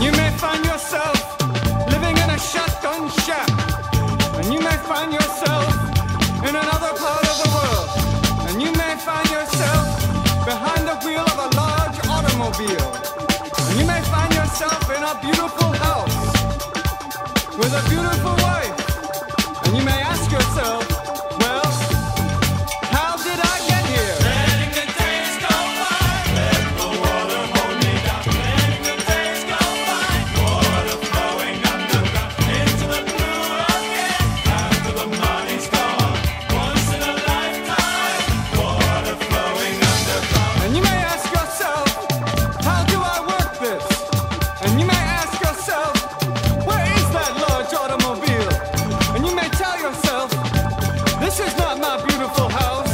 And you may tell yourself, this is not my beautiful wife. Letting the days go by, let the water hold me down. Letting the days go by, water flowing underground into the blue again. After the money's gone, once in a lifetime, water flowing underground. Same as it ever was, same as it ever was, same as it ever was, same as it ever was, same as it ever was, same as it ever was, same as it ever was, same as it ever was. Water dissolving and water removing. There is water at the bottom of the ocean. Under the water, carry the water. Remove the water at the bottom of the ocean. Water dissolving and water removing. Letting the